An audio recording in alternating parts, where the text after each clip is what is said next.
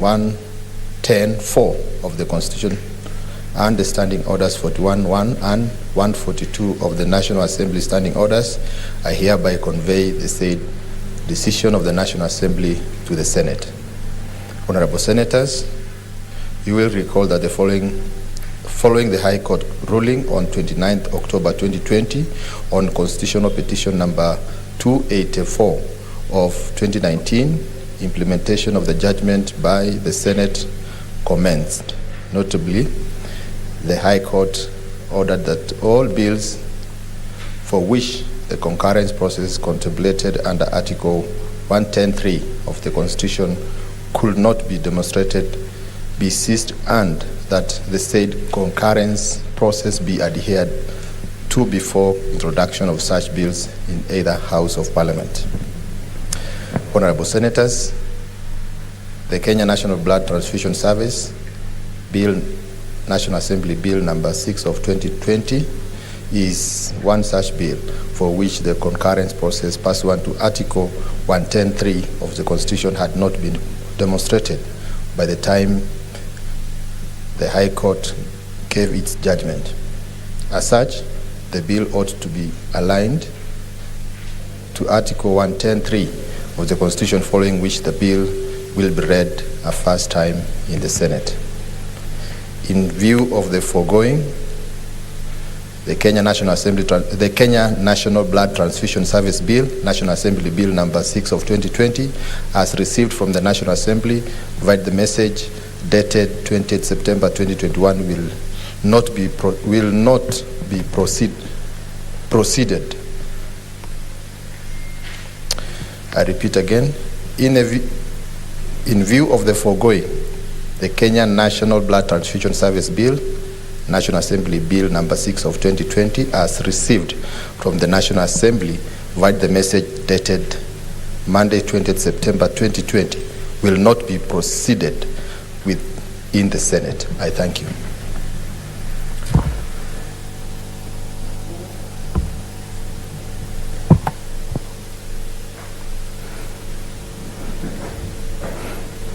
What's it, Senator Langat? Speaker, he stand corrected. I just want we have got a quorum to continue, and I stand corrected. Thank you.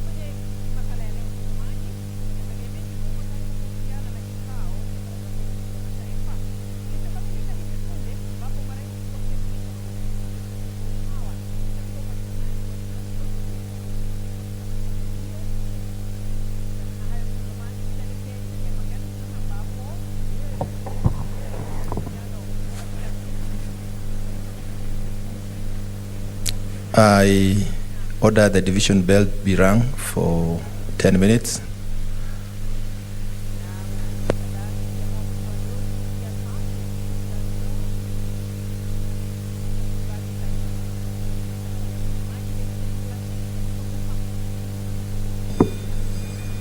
Honorable Senators, the bell is for quorum.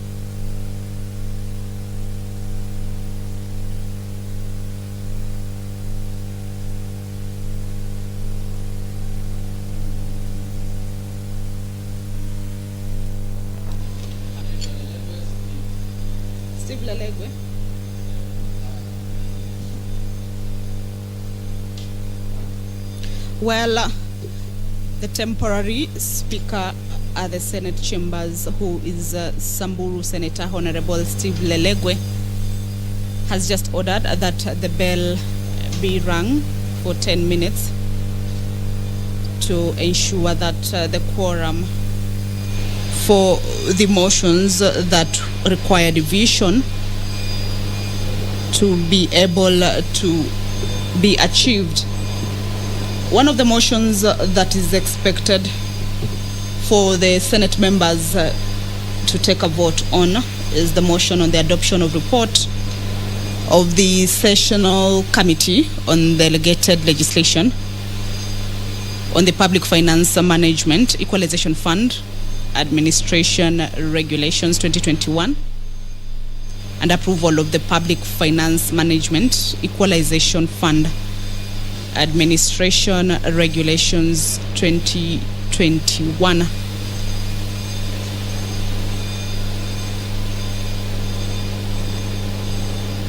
This motion is moved by the Chairperson, Sessional Committee on Delegated Legislation. The members expected to be in the House are about 24 to be able to allow the voting to continue. 4 motions before the House this afternoon in the order paper. 8 bills this afternoon in the order paper. One of the bills, that is the Disaster Risk Management Bill, Senate Bill number 14 of 2021, tabled by Honorable Senator Mutula Kilonzo Jr. and Honorable Senator Sakaja Johnson. That will be read for the second time this afternoon. And it will be a resumption of a debate that was interrupted on Wednesday, 29th September 2021. Is also expected or set to undergo a vote by the members of the Senate chamber. A number of bills, which are 8, will be read for the second time. The Law of Succession Amendment Bill, which was tabled by Honorable Senator Shiro Halake. We also have the Public-Private Partnership Bill, National Assembly Bills number 6 of 2021. There is the Health Amendment Bill, the County Boundaries Bill, County Oversight and Accountability Bill, Kenya Citizen and Immigration, the Heritage Museum Bill. This afternoon as well, a number of bills, those are about 3 bills, we'll see the House proceed on a committee of the whole House. These bills include the Office of the County Printer Bill, tabled by Honorable Senator Petronila Were, the Investment Promotion Amendment Bill, by Honorable Senator Dr. Alice Milgo. There is also the Natural Resources Benefit Sharing Bill. This was tabled by Honorable Senator Dr. Agnes Zani. A look at the Law of Succession Amendment Bill tabled by Senator Abshiro Halake, which is a resumption of a debate interrupted on Wednesday, 4th of August 2021,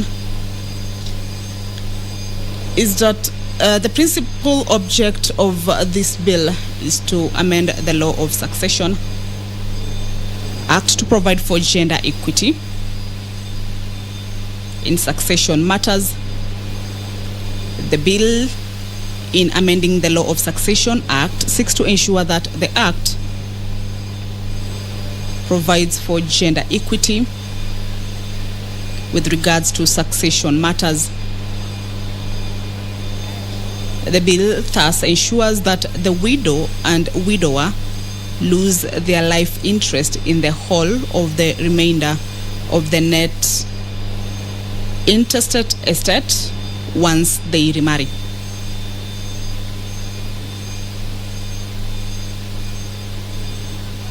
The bill is still on as members are slowly trickling in.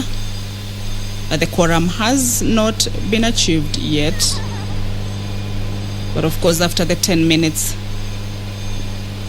the temporary speaker will be able to verify whether the quorum has been achieved or not.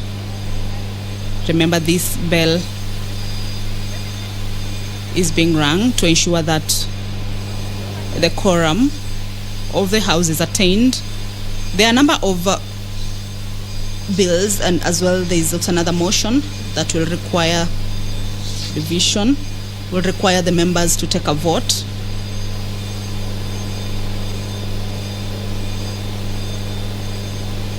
The number is about 24.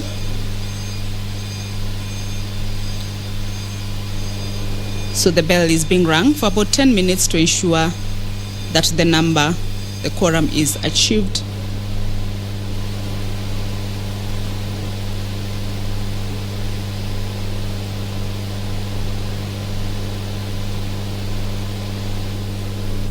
Honorable Senators, we have therefore established that we have quorum both in the chamber and online. We proceed. Next order. Order number 4, petitions.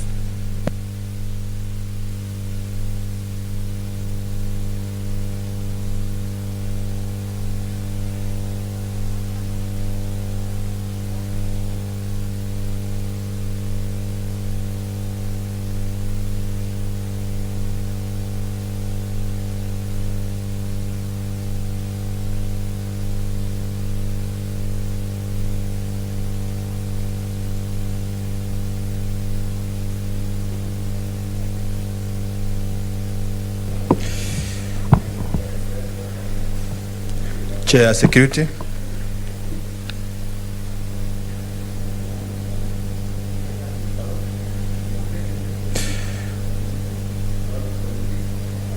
The order is deferred. Next order.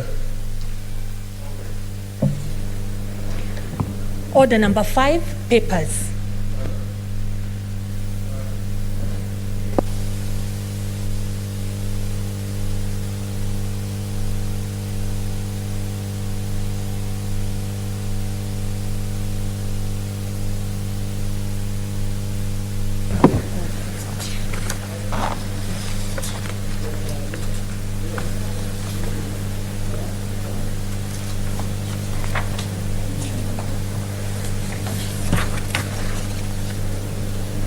On papers, the Chairperson Standing Committee on Security, Defense and Foreign Relations. Chair not present. Order deferred. Not order that particular paper 1. That is the interim report of the Standing Committee on National Security, Defense and Foreign Relations. Next paper.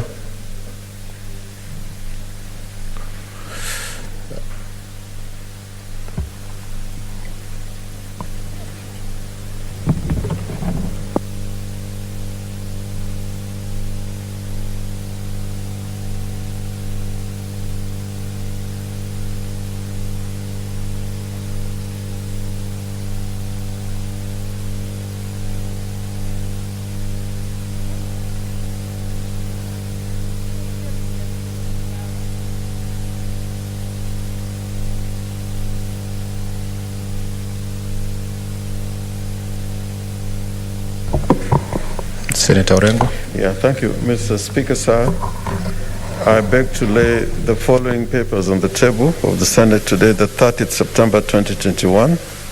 One, the report of the Auditor General on the financial statements of Kajiado Water and Sewerage Company Limited for the year ended 30th June 2019. Report of the Auditor General, that's the second one. Report of the Auditor General on the financial statements of Nyamira County Executive Mortgage Scheme Fund for the year ended 30th June 2019. And thirdly, the report of the Auditor General on the financial statements of Kiambu County Alcoholic Drinks Control Fund for the year ended 30th June 2019.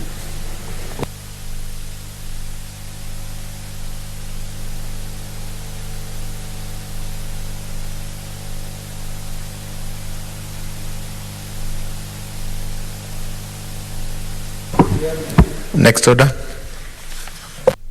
Order number 6, notices of motion.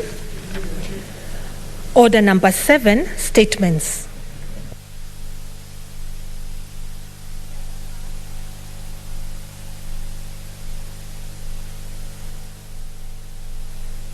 What's it, Senator Charage? I rise understanding order 48-4, where yesterday I did seek direction from you where you sit. Go critical statements. One was on the issue of Laikipia insecurity. There was a statement by Senator Kinyua and yourself. You did order that the CS in charge of Interior and other security sector players to appear before the Committee of the All. The chairperson of the National Security came back and indicated that the CS was out of the country. And you remember the urgency of that matter, Mr. Speaker. So we would have expected the direction on the same. Since yesterday we did, I did raise the matter, and you know the security situation both in that region and within even your county of Samburu and Laikipia continues not to be so very well. And the House and Kenyans really wanted to know what is the Interior Ministry doing to ensure, Mr. Speaker, that these issues are put into perspective. And therefore, I remember it was supposed to be Committee of the All. Mr. Speaker, you did direct the chair to handle this matter within 2 weeks. As we talk, the lapse of 2 weeks is more. So that one on the statement of Laikipia situation.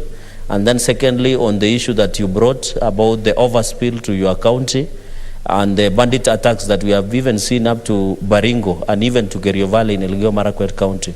Second statement, Mr. Speaker, although the committee of, I don't see any member, the Committee of Energy did indicate yesterday that they were supposed to meet the Cabinet Secretary in charge of Energy, Petroleum, the IPRA, among other sector players, Mr. Speaker. My worry, Mr. Speaker, when we invite, especially on fuel issue, when as a House and a Committee of the Whole did invite, and Senator Stewart Masai, who is the Deputy Minority Leader, is fully aware of this. When you invite the cabinet ministers and other senior government officials, Mr. Speaker, they go and answer our questions in National Assembly. Because by yesterday, they were answering the questions that we had raised. It is okay. We know this is a bicameral arrangement. But my question is, why is it that when we raise these issues, Mr. Speaker, on the floor of the Senate, we receive little or no answer? But when the National Assembly raises a question, the senior government officials and cabinet secretary are quick to rush and answer those questions from the National Assembly. Mr. Speaker, we need pronouncement that we are not in any way an appendage to any arrangement, be it the National Assembly or the executive should not think that the issues we raise here, we are raising to satisfy ourselves as the senators, Mr. Speaker. The issues of fuel yesterday we did raise. After the censure motion, no one has even followed up, even the committee, so that we can get the correct answers of what is happening.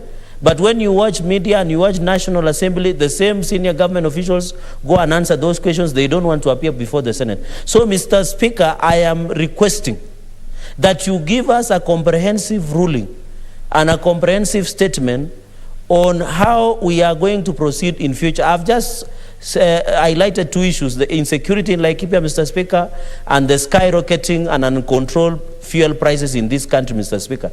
Up to now, for example, as a questionnaire, as the owner of the statement, owner in quotes of the statement, because it belongs now to the House, I have not received even a response from the Ministry of Petroleum on the issue of the fuel. So even the ministry, the issue of insecurity in Laikipia. So, Mr. Speaker, yesterday I did raise this issue. You said you will look at it. I want to request now that this House must pronounce itself, because we shall be reading statements, Mr. Speaker.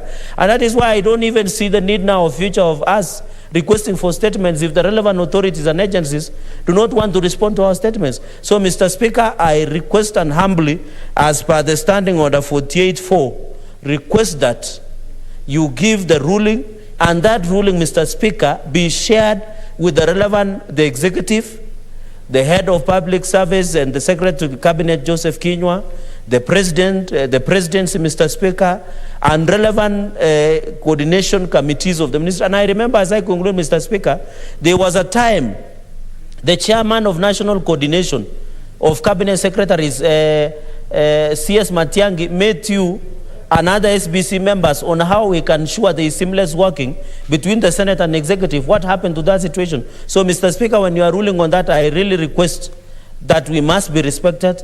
And, Mr. Speaker, that this matter has been put to rest in the courts of law.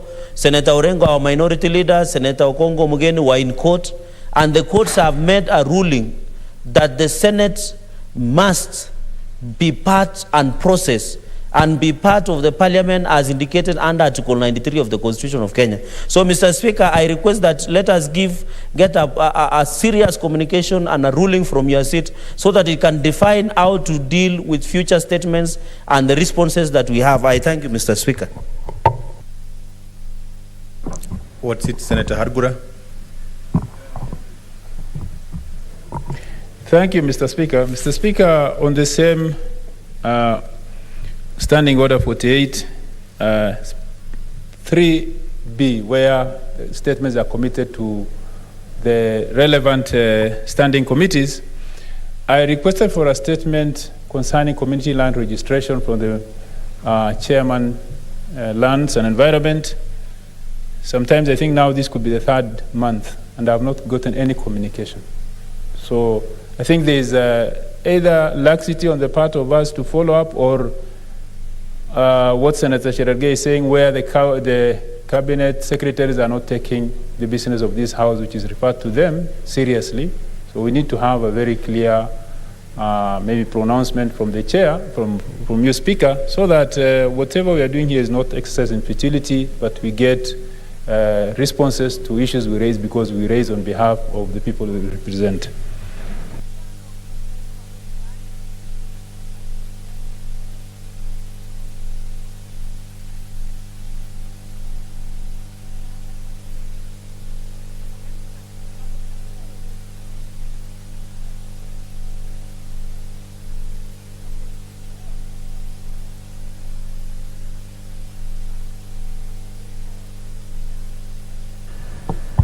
Senator Langat, on intervention. I just wanted to support what Senator Cherargei was saying. You know, when we are raising this particular statement on 47 and 48.1, they are very urgent, Mr. Speaker, and they are of national or county importance. And many a times when they delay, they are overtaken by events. Like the statements I raised on the Committee on Health that had been actually been given to the Committee on Health, most of them from my county have been overtaken by events. And even the people who are actually raising some petition through me, already they have lost hope. And if this persists, Mr. Speaker, people will look down upon the Senate, and they may regard as if we are not doing anything. This one already has been demonstrated by the most of the CS, of the ministers, if they are not ready to come and appear before us and they go to the National Assembly, it sends a wrong signal, Mr. Speaker. That is why I'm requesting you to use your powers given to you by the standing orders of this particular great house to make sure that these statements are answered with immediate effect. Otherwise, if it persists, it might give this house a wrong image from the outside, yet we've been having a lot of confidence from the people. Thank you. Senator Manzayo, on intervention. Asante, Bwana Spika. Bwana Spika, ningependa kujiunga na wenzangu walivyosema. Bwana Spika, utaona ya kwamba kwa wakati mrefu sasa tumekuwa tukiangalia. Juzi tu Senator Olekina aliuliza swali kuhusikana na wale jamii ndugu zetu Wahindi wanaoingia katika nchi yetu. Wanaingia kwa wingi sana mpaka ikaleta tashwishi ya kwamba pengine kutakuwa na mtafaruku, hali ya amani. Na swali hilo liliulizwa hapa na Olekina, Senator Olekina wa Kajiado. Lakini utaona ya kwamba Bwana Spika, swala kama hili lilifanya kujibiwa katika magazeti. Na hiyo sio taratibu ya vile ambavyo tunajua sheria zetu zinafanya namna. Kama tumeuliza swali fulani hapa ndani ya hili bunge, basi inatakana wale mawaziri pia wawe na heshima na hili bunge. Kwa sababu ikiwa swala liko ndani ya bunge hili, halina ruhusa kujadiliwa mahali pengine isipokuwa hapa ndani. Na sisi tulikuwa tumeuliza tu ya kwamba huyo waziri wa mambo ya ulinzi anayeangalia mambo ya ulinzi ndani ya nchi hii, je, anajua kwamba hawa wa jamii wa Kihindi wanaingia hapa kwa wingi na wanaweza kuleta mtafaruku wa amani?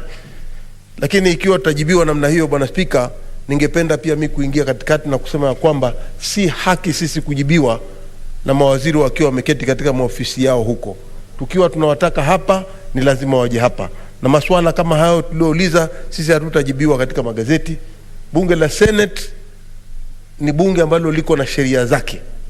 Na sheria zake ni kama vile tunasema hii yote ni bunge. Na kuna bunge la kitaifa na bunge la Senate. Kwa hiyo lazima tofauti ipatikane hapa. Sio kwamba watu wakiuliza swali hapa wanakimbia mbio wanaenda kujibu hilo swali hilo ndani ya bunge la kitaifa. Hiyo sisi hatuwezi kubaliana nao kwa sababu si sheria. Kwa hiyo Bwana Spika, tunasema kwamba tunahimiza zaidi. Ikiwa tumeuliza swali hapa na ni swali ambalo liko ndani ya Senate, ukiangalia hawa viongozi wote walio hapa ni watu wamebobea kielimu. Ni watu wamebobea katika experience yao na mambo ya siasa. Kwa hiyo ni jambo muhimu, Bwana Spika, kuleta msimamo wa kamilifu na jibu la kisawasawa, kutueleza ya kwamba ni lazima bunge la Senate liheshimiwe kama lile bunge lingine la kitaifa. Asante Bwana Spika. Honorable Senators, I note your concerns. I therefore direct the Chair of Security to table a comprehensive report on Thursday regarding the two statements on Laikipia, and the Chair for Energy to do the same on Thursday next week. Senator Orengo.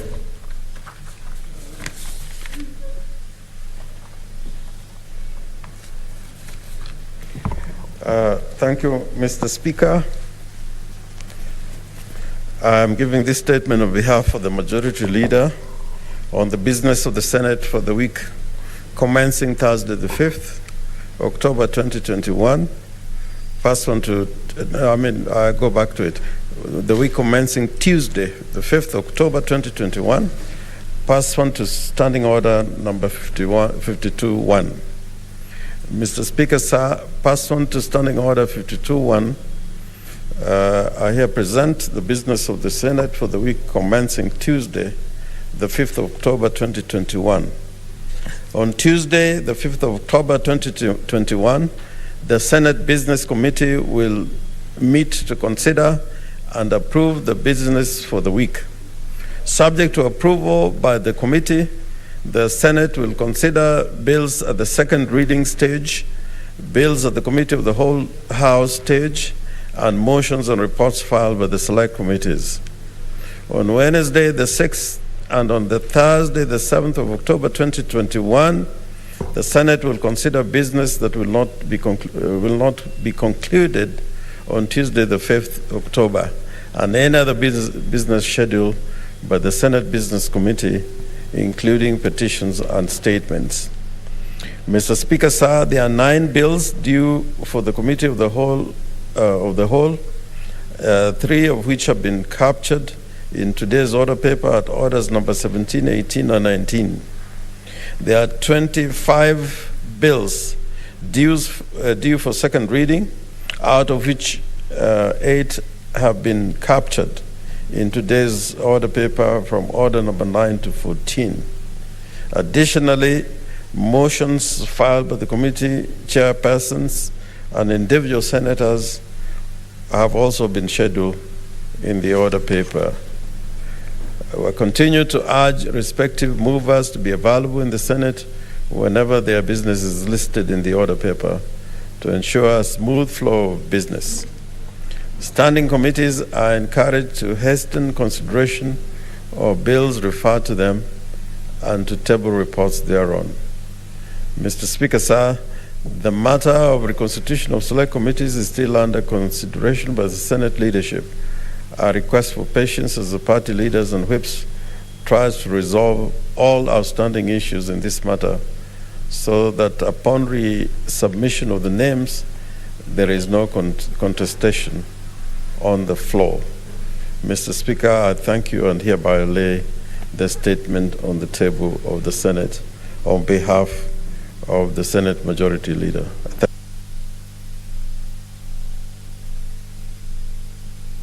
Senator Manzayo.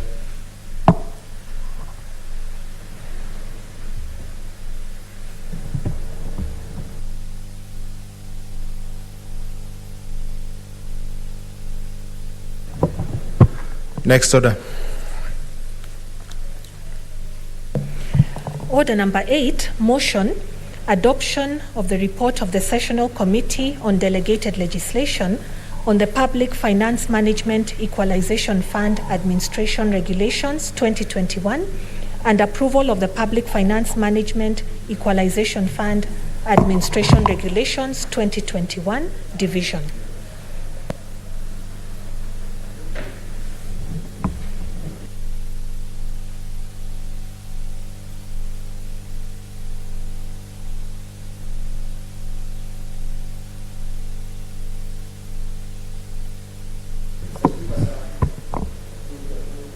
Senator Mujaji Faki. Thank you, Mr. Speaker. So I ask that the division be deferred because there is no quorum in the House. There's a quorum for the House to sit, but there's no quorum for the vote. Okay, Chair, order is deferred until tomorrow. No, until next week, Tuesday. Next order. Order number 9, the Disaster Risk Management Bill, Senate Bills number 14 of 2021, second reading, division. Senator Orengo. Mr. Speaker, I request, and also on behalf of the movers of this bill, Senator Sakaja and Senator Mutula Kilonzo, I request that the division be deferred.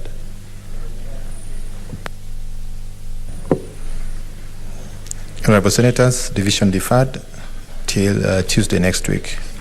Next order.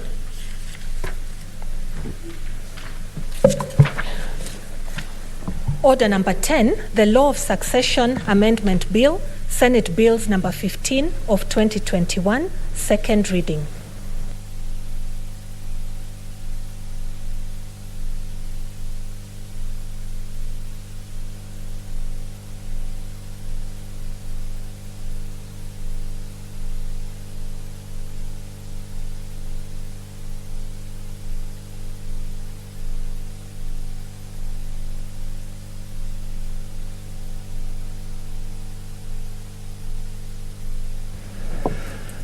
Resumption of business on the order. I call upon the mover, Senator Abshuro. Mover she is not present. Order deferred. Next order. Order number 11, the Public-Private Partnerships Bill, National Assembly Bills number 6 of 2021, second reading. Senate Majority Leader.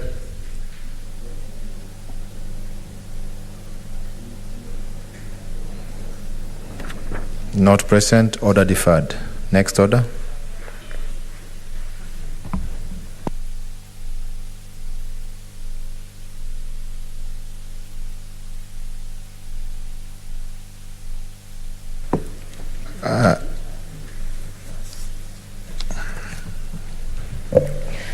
Order number 12, the Health Amendment Bill, Senate Bills number 26 of 2020, second reading.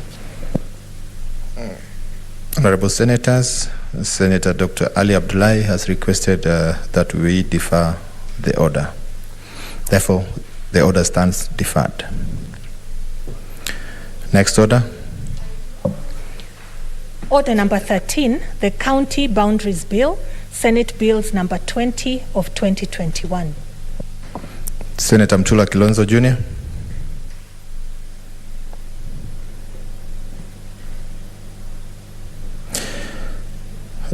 The senator is not present. Order is deferred. Next order. Senator Mtula Kilonzo Jr. is online.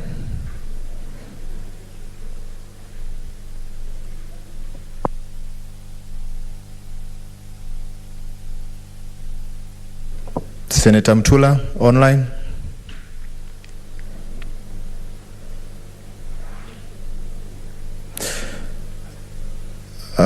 Order is therefore deferred. Next order.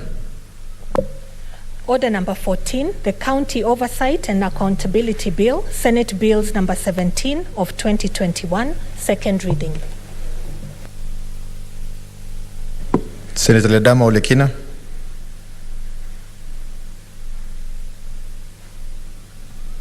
Mover not present. Order deferred. Next order.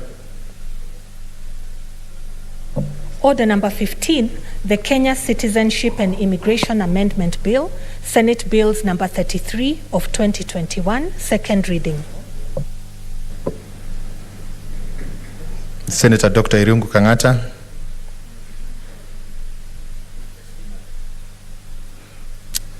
Not present. Order deferred. What is it, Senator Charagay?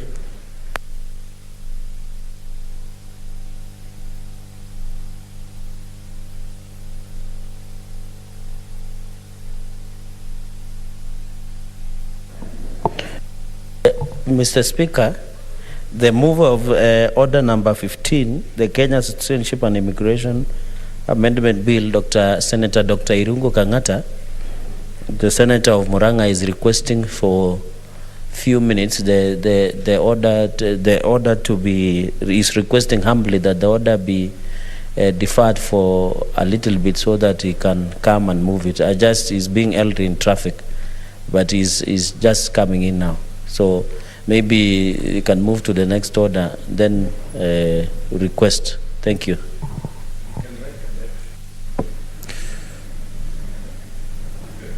We have already deferred the order. Next order. Order number 16, the Heritage and Museum Bill, Senate Bills number 22 of 2021, second reading. Senator Dr. Alice Milgo has just requested that we defer the order. Therefore, the order stands deferred. Next order.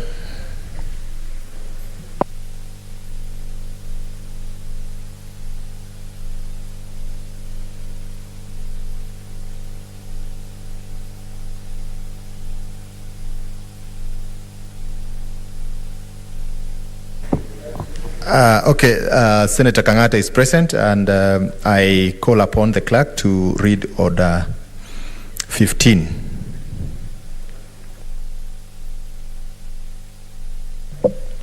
Order number 15, the Kenya Citizenship and Immigration Amendment Bill, Senate Bills number 33 of 2021, second reading. Senator Irungu, Dr. Irungu Kangata.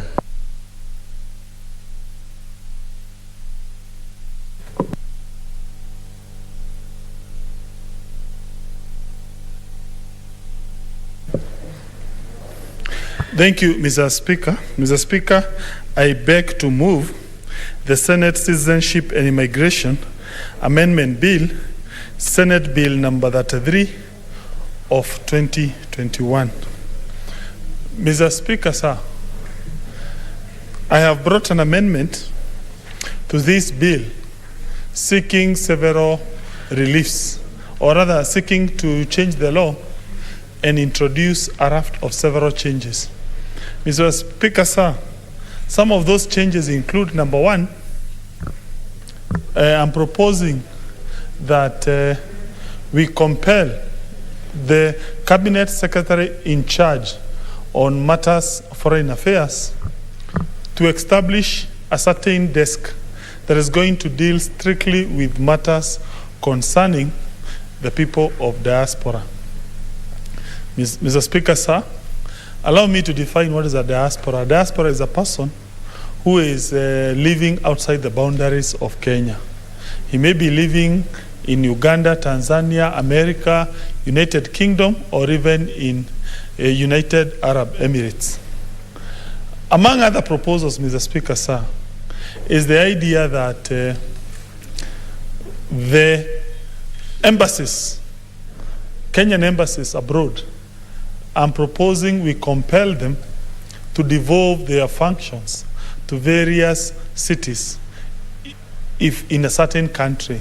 Take, for example, a country like United States of America.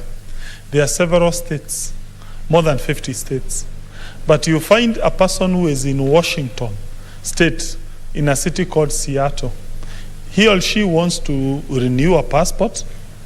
He has to go all the way to Washington, D.C., because the services, consular services, are not readily available at a place called Washington. The same applies to a resident in, let's say, for example, in Massachusetts, Boston, in a place like Texas, in the south part of the United States of America.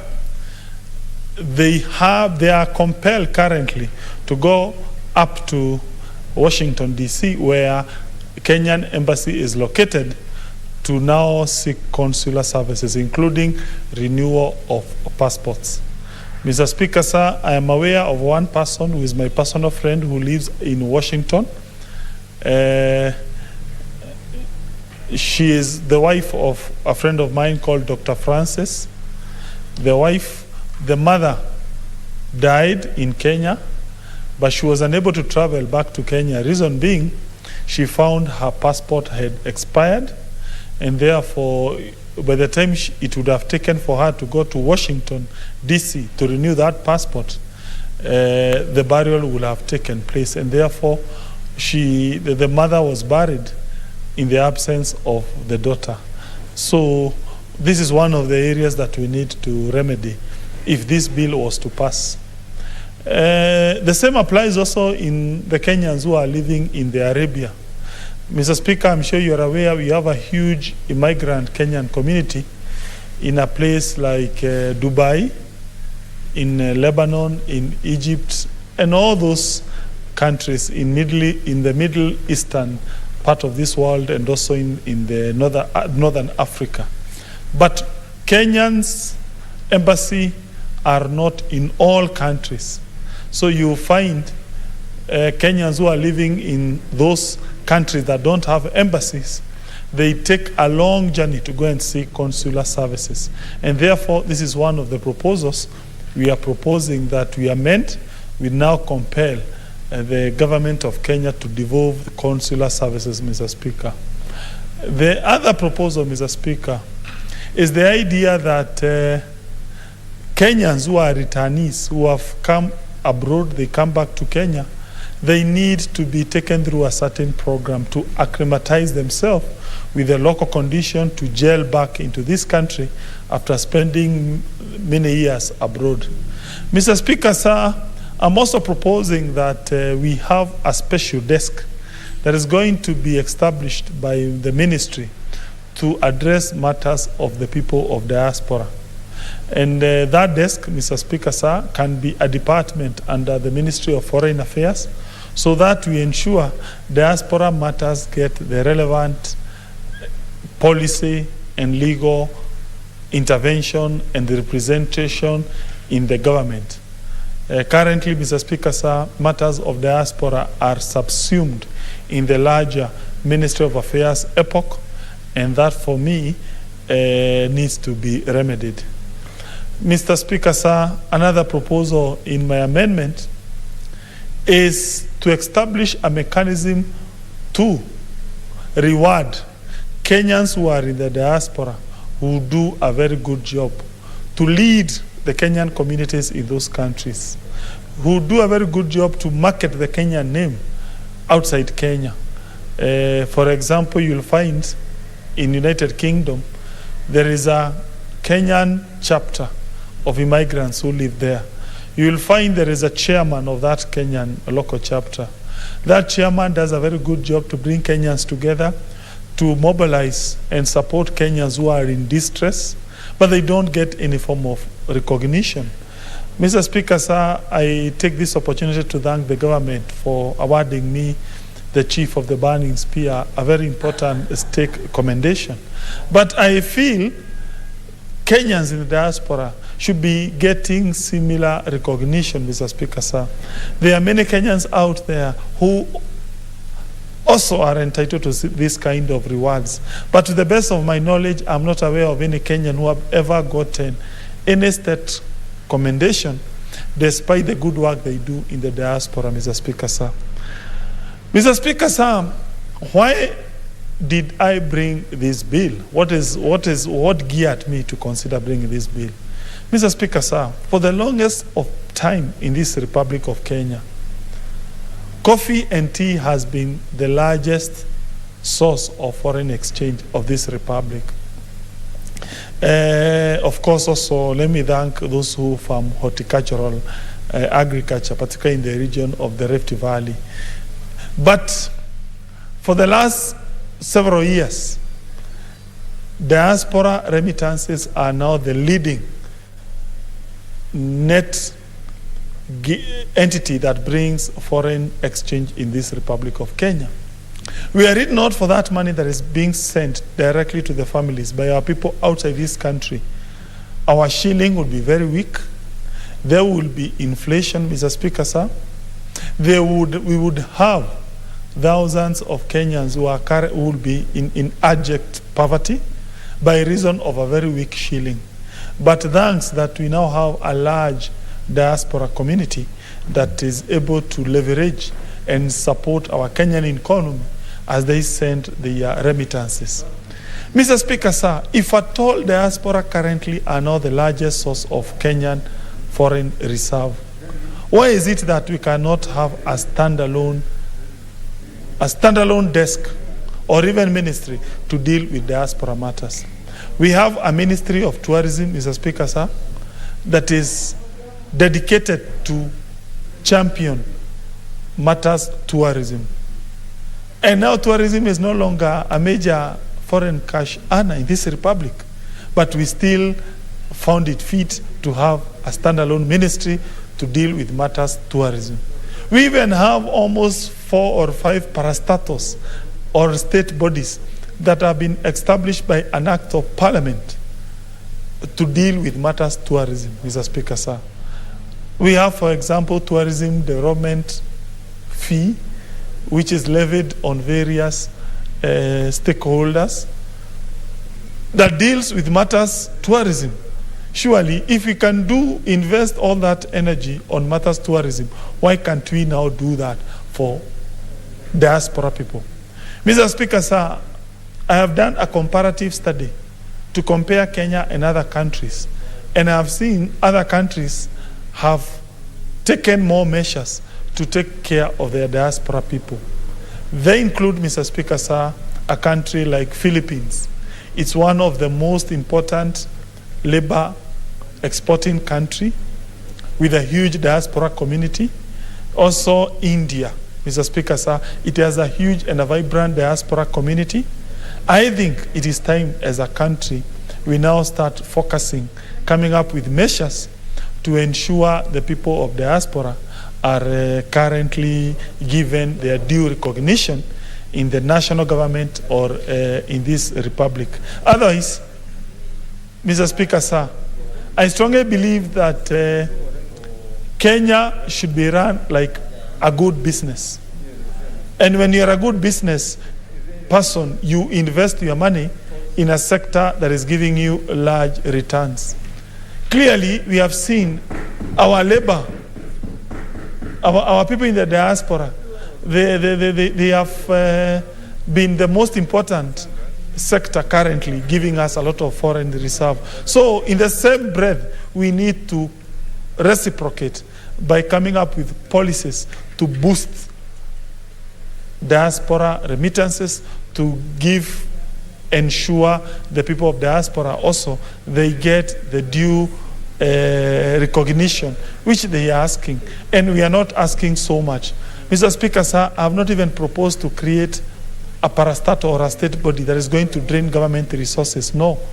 I have just come up with an idea to come up with a lean entity that is not expensive, just to ensure diaspora people are not ignored. They have been given their due recognition, and indeed they continue supporting this Republic of Kenya. Mr. Speaker, sir, allow me to now refocus on the counties and the people of diaspora. Let me take this opportunity first to thank Governor Tolgos of Marakwet and also Governor Mandago of Uasin Gishu. They took efforts to ensure their counties have entered into some form of partnership with a university in a place called Finland called Tempere, where now I saw Governor Mandago, he has taken almost 60 children or 60 young people to that university. For me, I think that was a very important idea. Mr. Speaker, sir, the youth unemployment problem in this country is the most pressing issue that we need to address as a republic.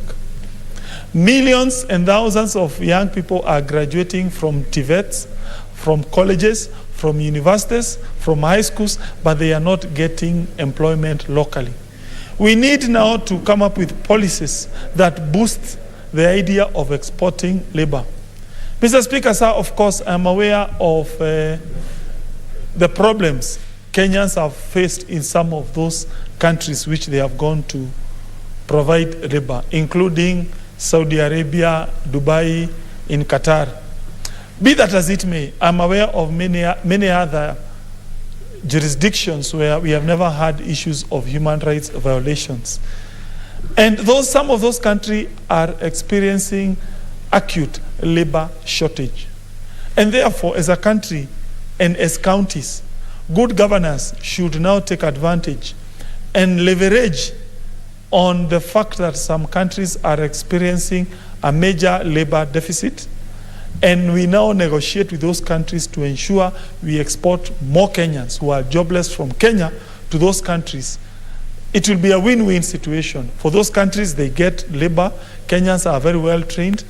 On us as a country, of course, we create employment for our young people. Number two, they will be sending remittances to their people here in Kenya, Mr. Speaker, sir.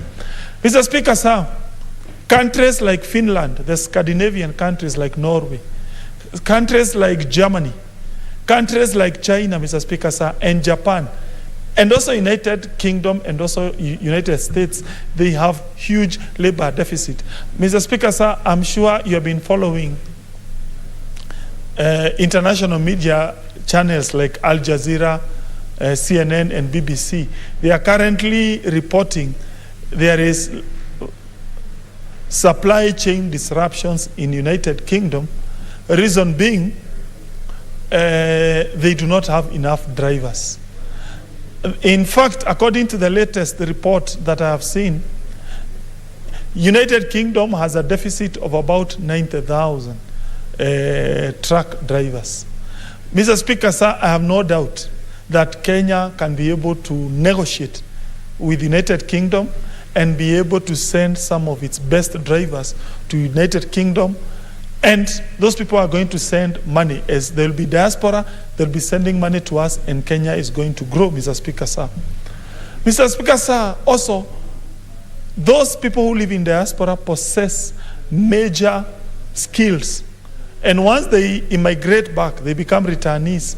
We need to give them recognition, and we put them in strategic ministries and in counties so that they help our people, they help our country, because they will be coming with very good skills from abroad, Mr. Speaker, sir. I strongly urge governors who are forward-looking to create partnership with various countries externally. They ensure their young people can go to those countries. They ensure, as a governor, you can enter into some partnership with, let's say, United States of America. You provide what we call caregiving, Mr. Speaker, sir. Mr. Speaker, sir, I was in a place called Seattle with my friend, Senator Gerard K. And we found the caregiving industry there is booming. And when you look at the people who are doing that job, 70% of caregiving work in that state has been monopolized by Kenyans. And they were telling us, please, we want more workers to come here. We have a shortage, an acute shortage of employees. Surely, Mr. Speaker, sir, currently, Kenya is negotiating what we call free trade agreement with America. In fact, I take this opportunity to congratulate my friend, former President Donald Trump. I like his approach. The relationship between Kenyan government and United States when Trump was the president was a more objective, more forward-looking engagement. It was about trade. I hope the current administration of Biden does not torpedo the negotiation for a free trade agreement between Kenya and America. One of the areas I would be asking the concerned ministry to consider inputting or embedding in those negotiations is the idea of exporting labor. If more people of Murang'a County, Mr. Speaker, sir, young people, educated, who don't have jobs in Kenya, if they can go to America, immediately you set foot in America, Mr. Speaker, sir, you will find a Kenyan who was earning 10,000 Kenya shillings per month in Kenya now starts earning almost 300,000 Kenya shillings per month. And we find that Kenyan is giving caregiving services. In fact, he is living at somebody's premises without paying rent, without paying any other form of bill, but just by the fact that that person has immigrated to America and is doing caregiving jobs. So please, those who are negotiating free trade agreement between Kenya and the United States of America, embed in those negotiations the requirement that America is going to open up its services to Kenyans, so that we have more expatriates, we have more people of diaspora who are going to benefit from this bill, which I am currently pushing, Mr. Speaker, sir. Mr. Speaker, sir, there are other things that the people of diaspora can help Kenyans. That's why I'm pushing for the passage of this bill. One is in the area of boosting agricultural exports. Murang'a County is currently the leading county in avocado production and export. We are currently the largest producer of a variety called Hass avocado. And Hass avocado, Mr. Speaker, sir, is usually exported to places like Netherlands, United Kingdom. I strongly believe if you have a robust, a more forward-looking, a more engaged diaspora, they can be able to push our products like avocado to several European countries, and we boost Kenyan trade with those countries. Mr. Speaker, sir, tea remains the second most important foreign exchange earner for this republic. But we also, the other time, this period, KTDA has announced one of the lowest bonuses to the people who do tea farming. And one of the reasons, Mr. Speaker, sir, is because we export tea to a very limited set of countries. Pakistanis, Mr. Speaker, sir, and by the way, on that score, I also want to urge Kenyan authorities to treat the Pakistani with a lot of respect. Yeah, they are our main and most important importer of Kenyan tea. Mr. Speaker, sir, if for any good reason we can diversify countries that consume Kenyan tea, I have no doubt we can boost farmers' prices. Murang'a County happens to be the largest, it is the largest small-scale tea exporting county. And if we were to have the Kenyan diaspora in United Kingdom, in America, in Dubai, that diaspora community importing Kenyan tea, introducing Kenyan tea in those markets, definitely we would assist Murang'a, we would assist Kenya. This bill will create those synergies that are needed to ensure our diaspora continue being engaged economically with the Kenyan people. Mr. Speaker, sir, Kenya also exports coffee. When we were very young, coffee used to be the most important crop, but for the last several years, there has been a decline in the coffee that is being produced by our Kenyan farmers. The people of diaspora, they play a major role in assisting in opening up those Western economies, and therefore this bill is important because it's going to create those synergies that are needed to ensure we boost the producer prices. Mr. Speaker, sir, I am a great believer in what we call minimum guaranteed returns. And it is the idea that government should directly remit money to the farmers to support farmers when it comes to issues of inputs. Let's say like those of us who come from milk producing county like Murang'a, a milk farmer needs inputs like manure. A milk farmer, which manure is going to be used for Napier grass. A milk farmer requires salt. And all those inputs, they cost a lot of money. If we establish minimum guaranteed return, we boost milk production, and then we open up more external markets for our milk, definitely we are going to help that poor farmer in Murang'a, in a place called Gatanga, in a place called Kandara, Kiharu, Mathioya, Kangema, Kegumo, and Maragua, so that we boost our county, Murang'a County, and also other counties in this Republic of Kenya. But that process of opening up external markets has to involve our people in diaspora. And involving our people in diaspora, it means we support this bill, because that way the people in diaspora, they will feel involved, they will feel part of this republic. Otherwise, we are facing a certain major dilemma, where we have a huge Kenyan diaspora that feels a little bit detached from the Kenyan community, a diaspora that feels a little bit alienated, and we need to continue that engagement. They become patriotic. They continue having that notion that although they're in America, they are from Kenya. Although they are in Tanzania, they are Kenyans. And that is the way this world is going. It is the direction of the future, Mr. Speaker, sir. When you do a projection of Kenya, or even Murang'a County, or even any other county, in the next 10 years, the projection shows, Mr. Speaker, sir, that the world will continue becoming a global village. We are going to continue forming what we call regional economic blocks. For example, ECOWAS in West Africa, East African Community in this region, COMESA in this region.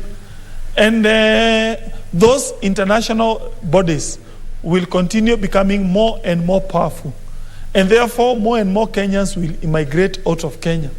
And if we don't come up with measures to leverage and take advantage of the shrinking global village, then we'll be left behind. Other countries are going to be ahead of us.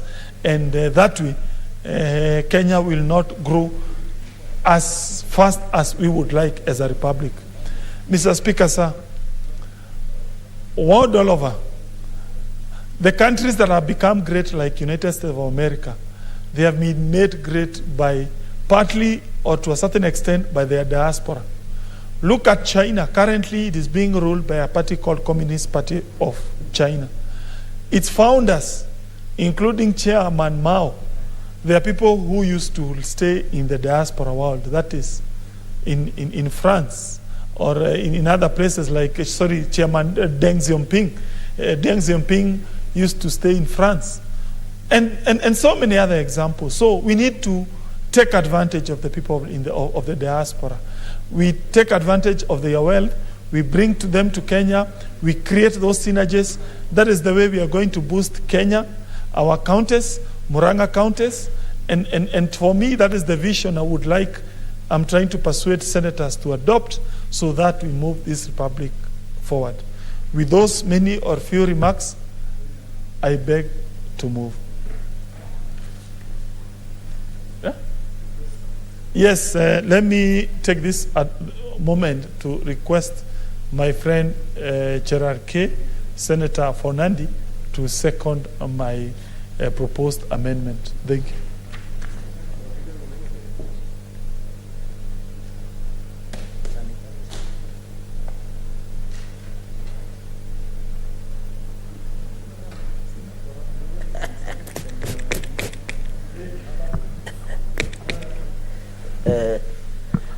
Thank you. Thank you.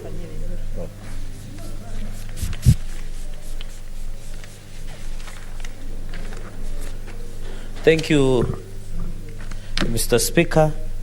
I rise to second the Kenya Citizenship and Immigration Amendment Bill 2021. And Mr. Speaker, I want to congratulate Senator Irungu, Dr. Irungu Kangata. Mr. Speaker, who I'm told in the just concluded opinion polls in Murang'a that he is enjoying a comfortable lead to be the governor of that region. So, and I want to say, Senator Dr. Irungu Kangata, we were together and we met several Kenyans, especially in Seattle, in Washington State, and we picked challenges. And I'm happy, Mr. Speaker, courtesy of your office, we were able, during our parliamentary tour and other duties, we were able to meet a number of Kenyans living abroad, and we really understood their challenges. And that is when we discussed with Senator Dr. Irungu Kangata on how we can help them. And they really implored Kenyans from across the globe, Mr. Speaker, implored that we must, as a country, Mr. Speaker, give them the attention that it deserves. Mr. Speaker, it's worth to note that according to the foreign exchange earner, the leading revenue income to this country comes from the foreign money that is being sent by our brothers and sisters who live abroad. Mr. Speaker, in 2019, Kenyans living abroad were injecting the economy of the Republic of Kenya with 308 billion.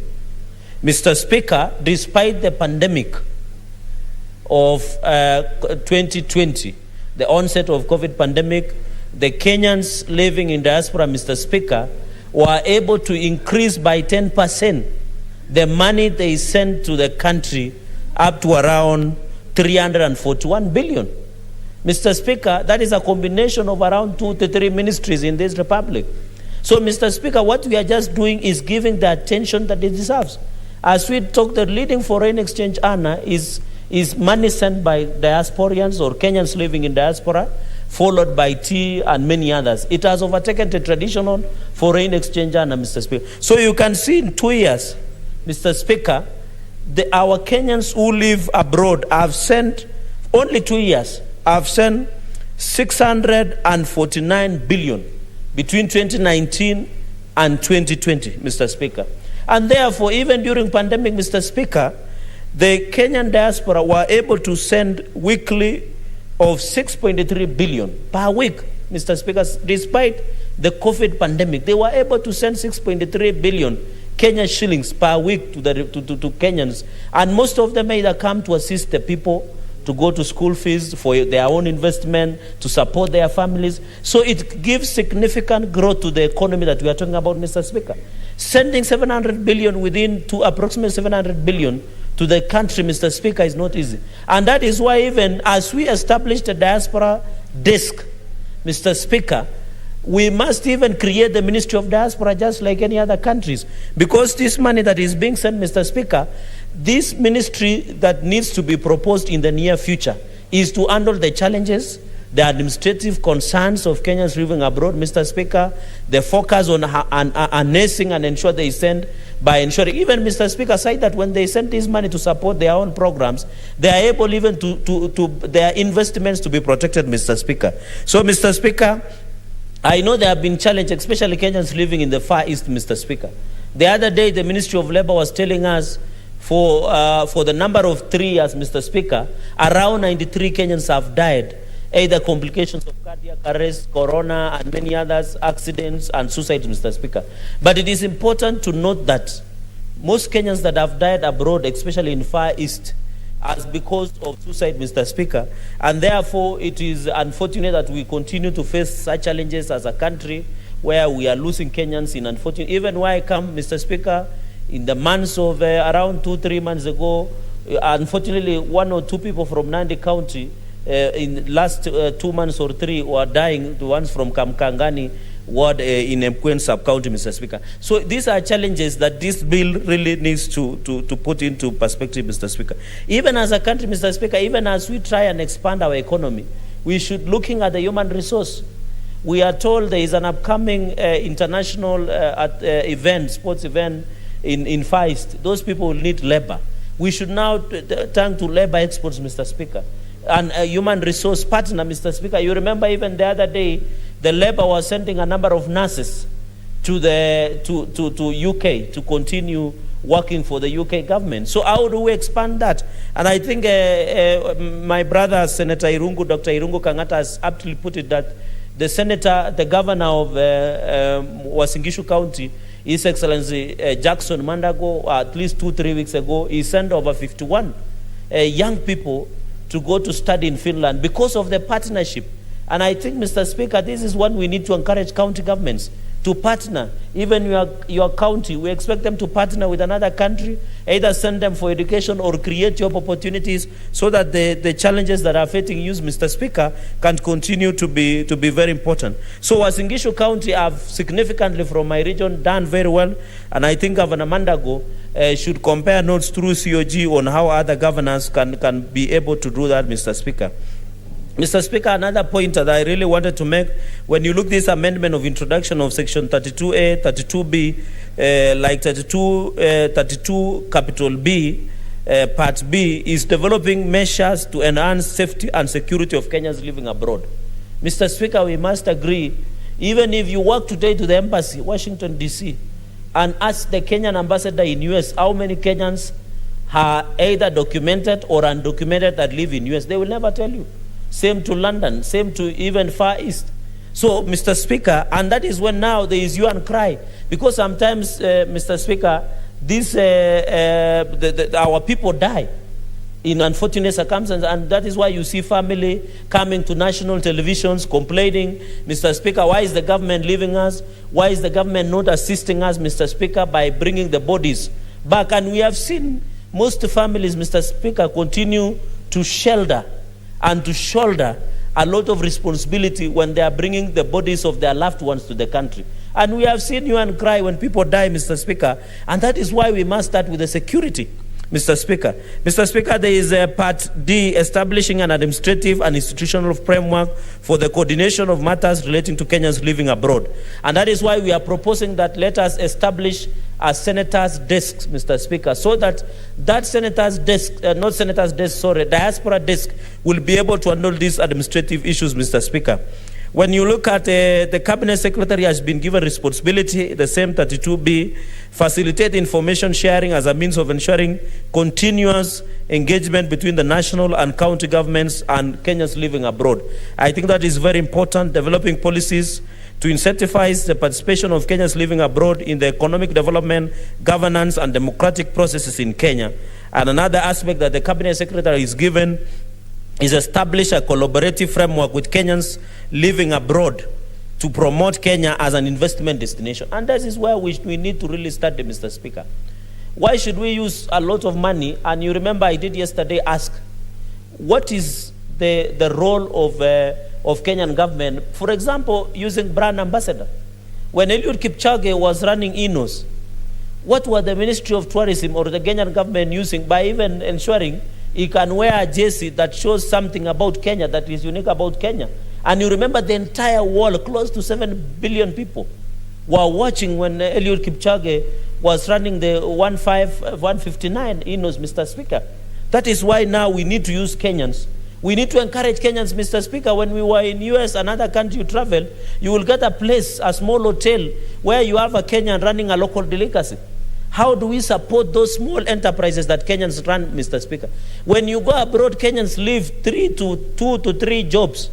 I have my brothers and sisters who live in United States of America, Mr. Speaker. They live what we call paycheck to paycheck. They work 2 to 3 jobs. Mr. Speaker, these are the real hustlers. You go there, these are people who operate in hotels, who work in hospitality industry, who work in sectors. This is the Kenyans who struggle through small enterprises, Mr. Speaker. And we were happy when we were with Senator Kangata, when we visited Seattle, and we were able to get in the entire city, we were able to get one restaurant that was being run by a Kenyan she comes from the coast part of this country, Mr. Speaker. And we thought, how do we support such businesses? How do we support Kenyans in terms of ensuring that we tap into expertise? How can we ensure we sell Kenya, buy Kenya, not only in Kenya, but also abroad? Say that, Mr. Speaker, when you travel, even you go to US or any other country, Europe or Far East, how joyful is you walk outside the airport and you can see Kenyan products being sold. You can see, in fact, there was a picture that there was a Kenyan who was in France, Mr. Speaker, who was, can I use the word burning maize? Kuchoma mahindi. I don't know how to translate in English, but somebody was burning maize, not burning maize. How do you say kuchoma mahindi that is being sold on the street, Mr. Speaker? Roasting maize, roasting maize. Thank you, Majority Whip, for that correction. Somebody was roasting maize on the streets of France, Mr. Speaker.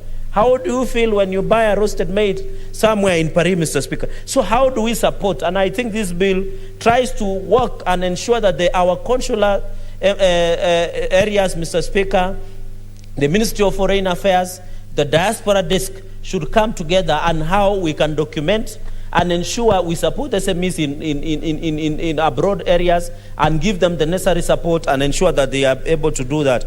In consultation with other relevant state agencies, of course, Mr. Speaker, of course, I have indicated that the Cabinet Secretary should ensure that protection of Kenyans living abroad, including access to legal representation. And this is the sad reality, Mr. Speaker. Sometimes Kenyans, fortunately or unfortunately, some of Kenyans, either in China and many other countries, have been arrested in allegations of drug-related offenses committed in those countries. Mr. Speaker, how do we, because sometimes Kenyans are wrongfully convicted, Mr. Speaker. So how do we ensure that they enjoy the rights that the Constitution provides? Right to legal representation is a constitutional right to every Kenyan. It doesn't mean when you leave Kenya, your rights as a Kenyan stop. We must ensure that we put in place necessary so that Kenyans who are arrested because they have violated the law in their domicile countries, Mr. Speaker, they also continue to enjoy their rights, especially right to legal representation, so that even if they get fair hearing and legal representation, the conviction or acquittal they get is fair to them, Mr. Speaker. So, and even healthcare services, we saw Kenyans who are suffering, Mr. Speaker, when COVID pandemic hit, and you remember in India, most Kenyans who had traveled, and you know India is becoming a healthcare tourism destination, especially for most Kenyans. Even senators who are here will tell you every Arambe they do in the village they come from, They are doing Arambe for a Kenyan to be taken to India for specialized medical treatment, Mr. Speaker.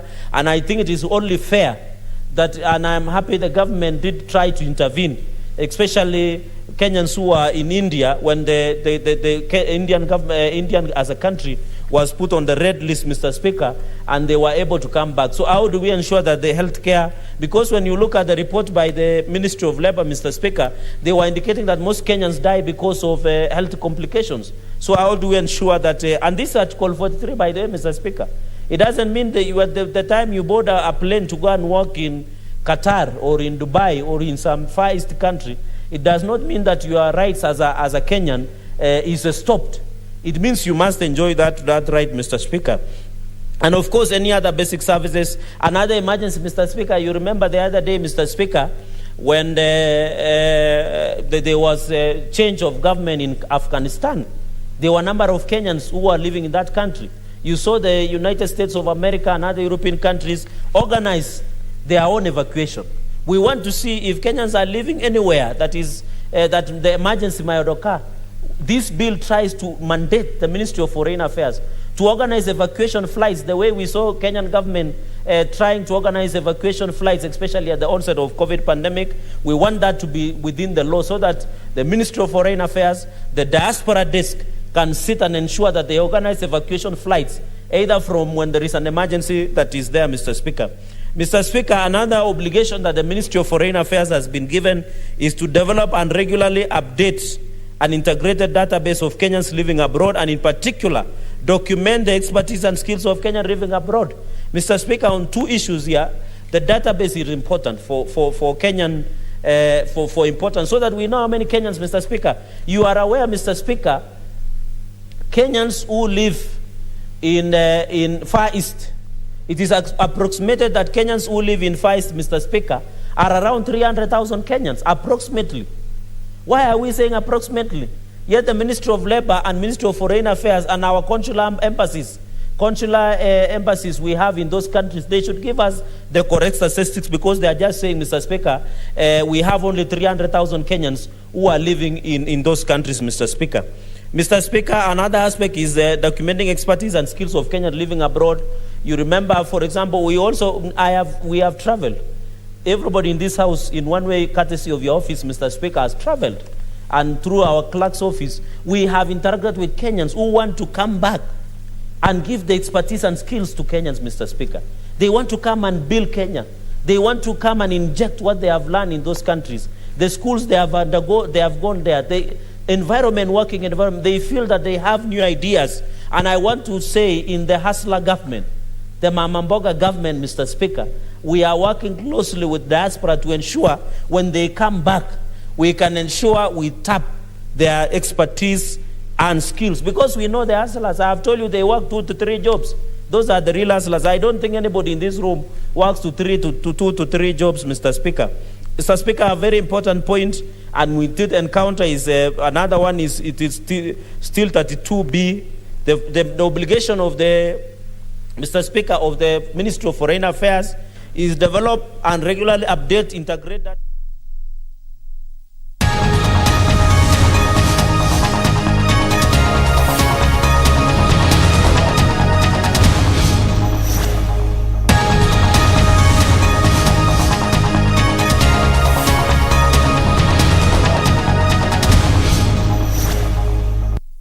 Social welfare regarding the recognition and protection of family unit by the state.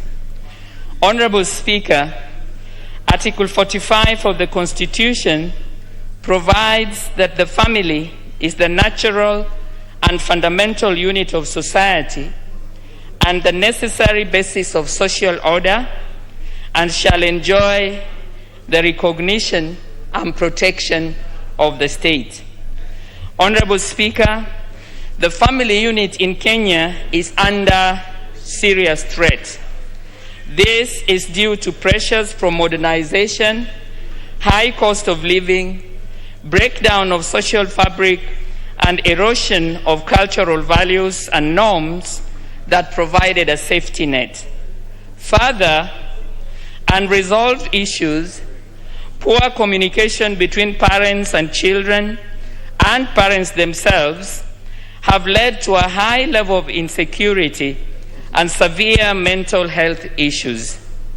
Honorable Speaker, some of the most common challenges the family face today include lack of effective discipline, where parents and duty bearers appear helpless to provide effective discipline and often move from two extremes of no discipline or direct abuse.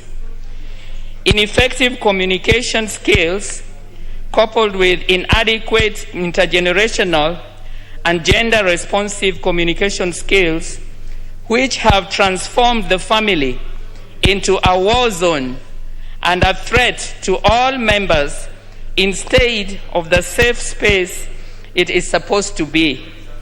Breakdown of marriages, divorce, blended families, and emotional health of children due to inadequate parenting skills and lack of work-school life balance. Honorable Speaker, as a result, the family continues to face several problems due to different personalities clashing and disagreeing over ways of doing things, jealousy or fighting between brothers and sisters, divorce or separation, new step-parents or step-brothers and sisters, and where a parent or relative suffers from mental health problems, disabilities, or illness. Honorable Speaker, it is against this background that I seek a statement from the Chairperson, Departmental Committee, Labor, Social Welfare on the following. 1. What steps is the Ministry of Labor and Social Protection taking to protect the family from the challenges and problems stated above? 2.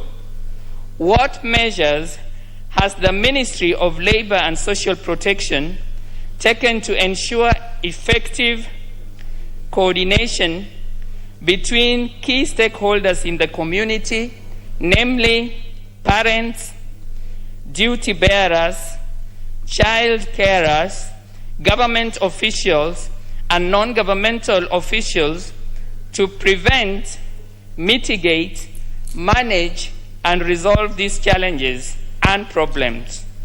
And finally, Honorable Speaker, what measures are in place to equip parents, children, and spouses with effective child-friendly, intergenerational, and gender-responsive communication skills? I thank you, Honorable Speaker. Member for Chapalung, you are the Vice Chair, isn't it? Just a minute. You don't have a card. You press on intervention button. It's there. Now you have it. Thank you, Speaker.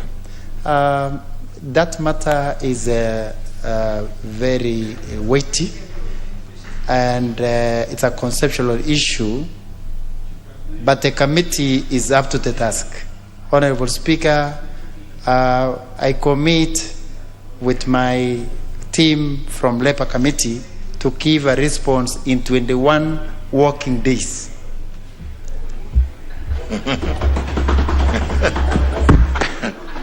Now, Honorable Jacqueline Oduo, you've heard that. What's your response? Those working days. Thank you, Honorable Speaker. Because the Honorable Member says it is a weighty matter, I hope that within the 21 days we can get substantive response. Maybe the working might not be very critical, but we would really like to get a response. Thank you, Honorable Speaker. Very well. The Honorable Elijah Kanchori Memusi. Thank you, Honorable Speaker. Honorable Speaker, pursuant to Standing Order 44, subsection 2C, I wish to request for a statement from the Chairperson of the Departmental Committee on Education and Research regarding the declaration of some areas as ASAL and hard to staff by the Teachers Service Commission and the Kenya National Union of Teachers through an agreement. Honorable Speaker, the Ministry of Public Service has been tasked with the responsibility of identifying hardship and ASAL areas in the country. Public servants and teachers serving in these areas are paid hardship allowances. Honorable Speaker, recently a collective bargaining agreement between the Teachers Service Commission and the Kenya National Union of Teachers designated some parts of the country as hardship areas. According to the CBA, teachers assigned duties within the designated hardship areas are entitled to hardship allowances.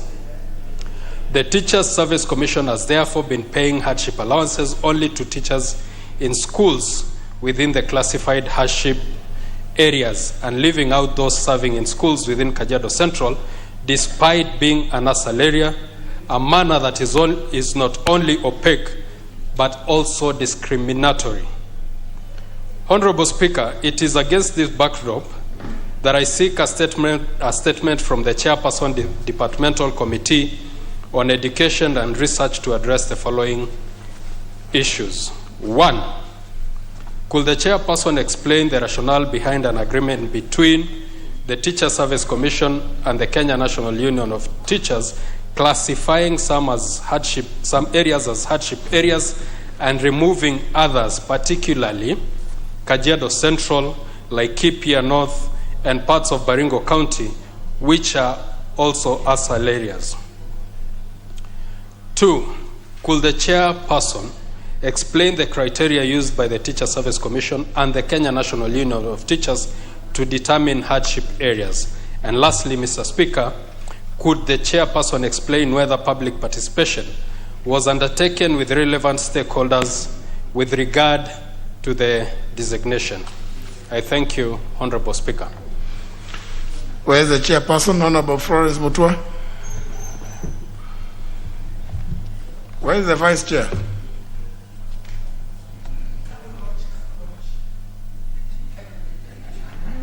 What do you mean?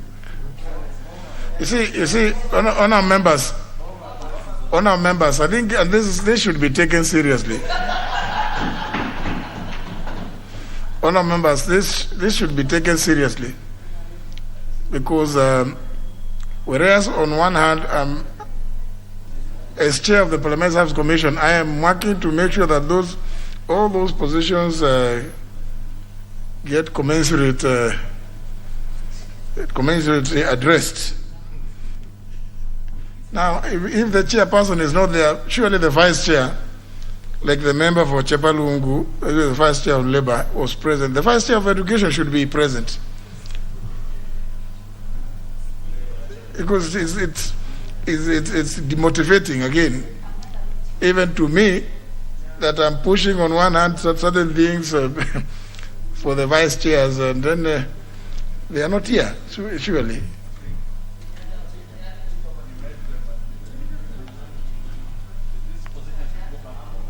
The vice chair is not, is it? No, the vice chair is somebody, the member for Nyeri Town, isn't it? The member for Nyeri Town, I thought I saw, he's not very, I thought I saw some, I thought I saw somebody of his size. But the member for Nyeri Town has a habit of never walking through the middle. So when he walks into the chamber through the rear seat there, you only see the portion of the face.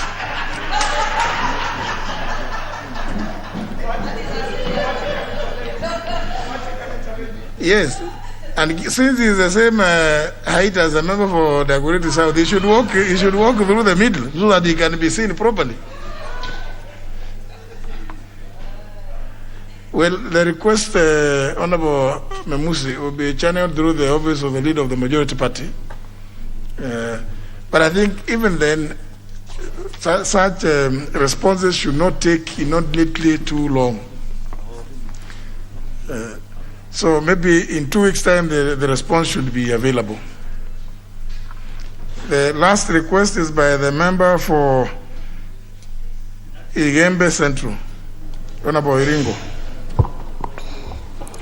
Thank you, Mr. Speaker, for allowing me to present this, to ask this, to bring this statement in this House. Request for a statement regarding termination of employment for a former Kenya Wildlife Service, KWS Ranger. Honorable Speaker, pursuant to provisions of the Standing Order 44.2c, I rise to request a statement from the chairperson of the Departmental Committee on Environment and Natural Resources regarding release of terminal benefits of one Mr. Amisi Giovanni Nderi of ID number 11892397, a former Kenya Wildlife Service Ranger in November 2009. Honorable Speaker, Mr. Amisi Nderi's employment was terminated on 10th November 2009 after his arrest and arraigned in court, and was finally convicted to serve a death sentence on 2nd August 2012. His employment terminal benefits, as calculated by his employer, the Kenya Wildlife Service, accumulated to Kenya shillings 179,320. In the course of serving his sentence, Mr. Nderi executed the power of attorney dated 16th June 2015, whereby he appointed his wife, Ms. Anuria Abdi Kara, of ID number 23983258, giving her the legal authority to follow up his benefits. She presented all required documents concerning his benefits to both the Meru National Park Office and the Kenya Wildlife Service headquarters in Langata in Nairobi. Honorable Speaker, it is against this background that I seek a statement from the chairperson, Departmental Committee on Environment and Natural Resources on the following. 1.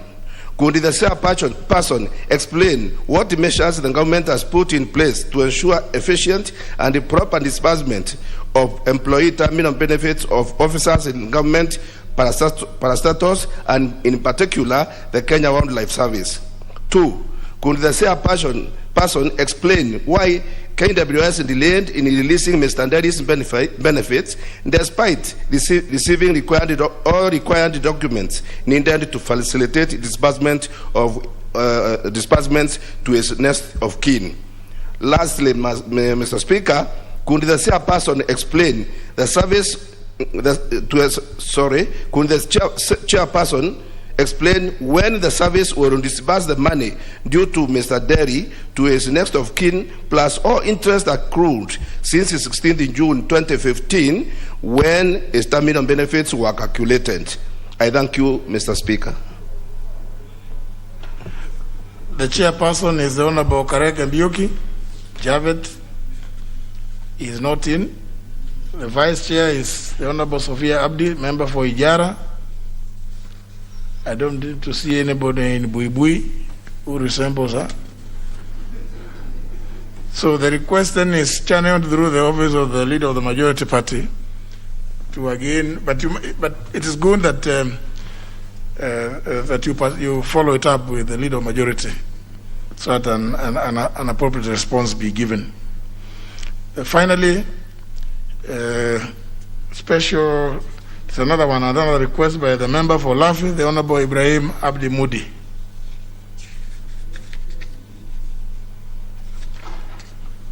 You don't have account? No, you have. Thank you, Mr. Speaker.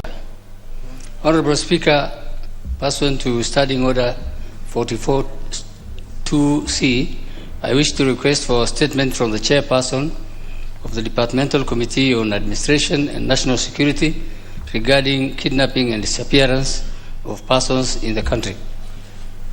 Honorable Speaker, over the recent past, there have been numerous cases of persons who have either been killed or who have mysteriously disappeared in the hands of suspected security agencies. Kenya's and global human rights organizations have documented numerous cases of individuals who have gone missing while in the hands of security agents, some of whose bodies have later been found having been killed or great concern is the fact that the government is either unwilling or unable to address the problem. Honorable Speaker, on 26 August 2021, the Chief of Fino Location, Mr. Mohammed Nur Pule, and one Yero Musa Ahmed, a resident of Sheikh Baro village in Fino Location, Lafay constituency, mysteriously disappeared in the hands of suspected security agencies. The matter was reported at Lafay Police Station, occurrence book number 06/1/921. Honorable Speaker, Kenya is a signatory to the International Convention for the Protection of All Persons from Enforced Disappearances, but is yet to ratify it. Enforced disappearance is a crime under international law, and government should therefore take concrete steps towards ratifying the convention to ensure that the cruel human rights violation comes to an end. Honorable Speaker, it is against this background that I seek for a statement from the chairperson of the Departmental Committee on Administration and National Security. In the statement, the chairperson should address the following.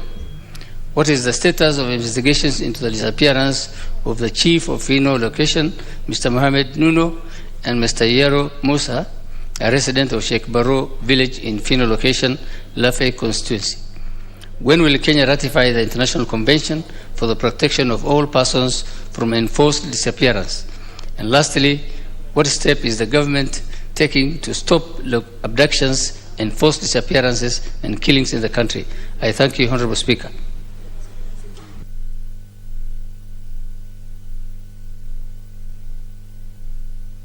Sorry, which committee? Sorry. Honorable Mwadhi.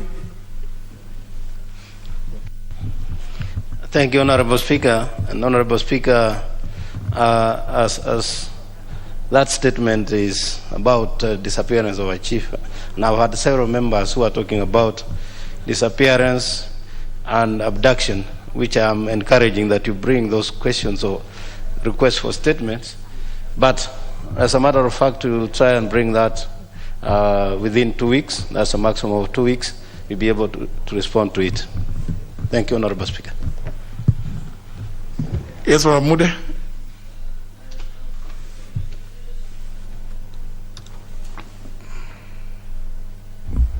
Sorry, Speaker. I have no objection to that, and I think I accept within that 2 weeks we get a reply, inshallah. Very well. The statement by leader majority.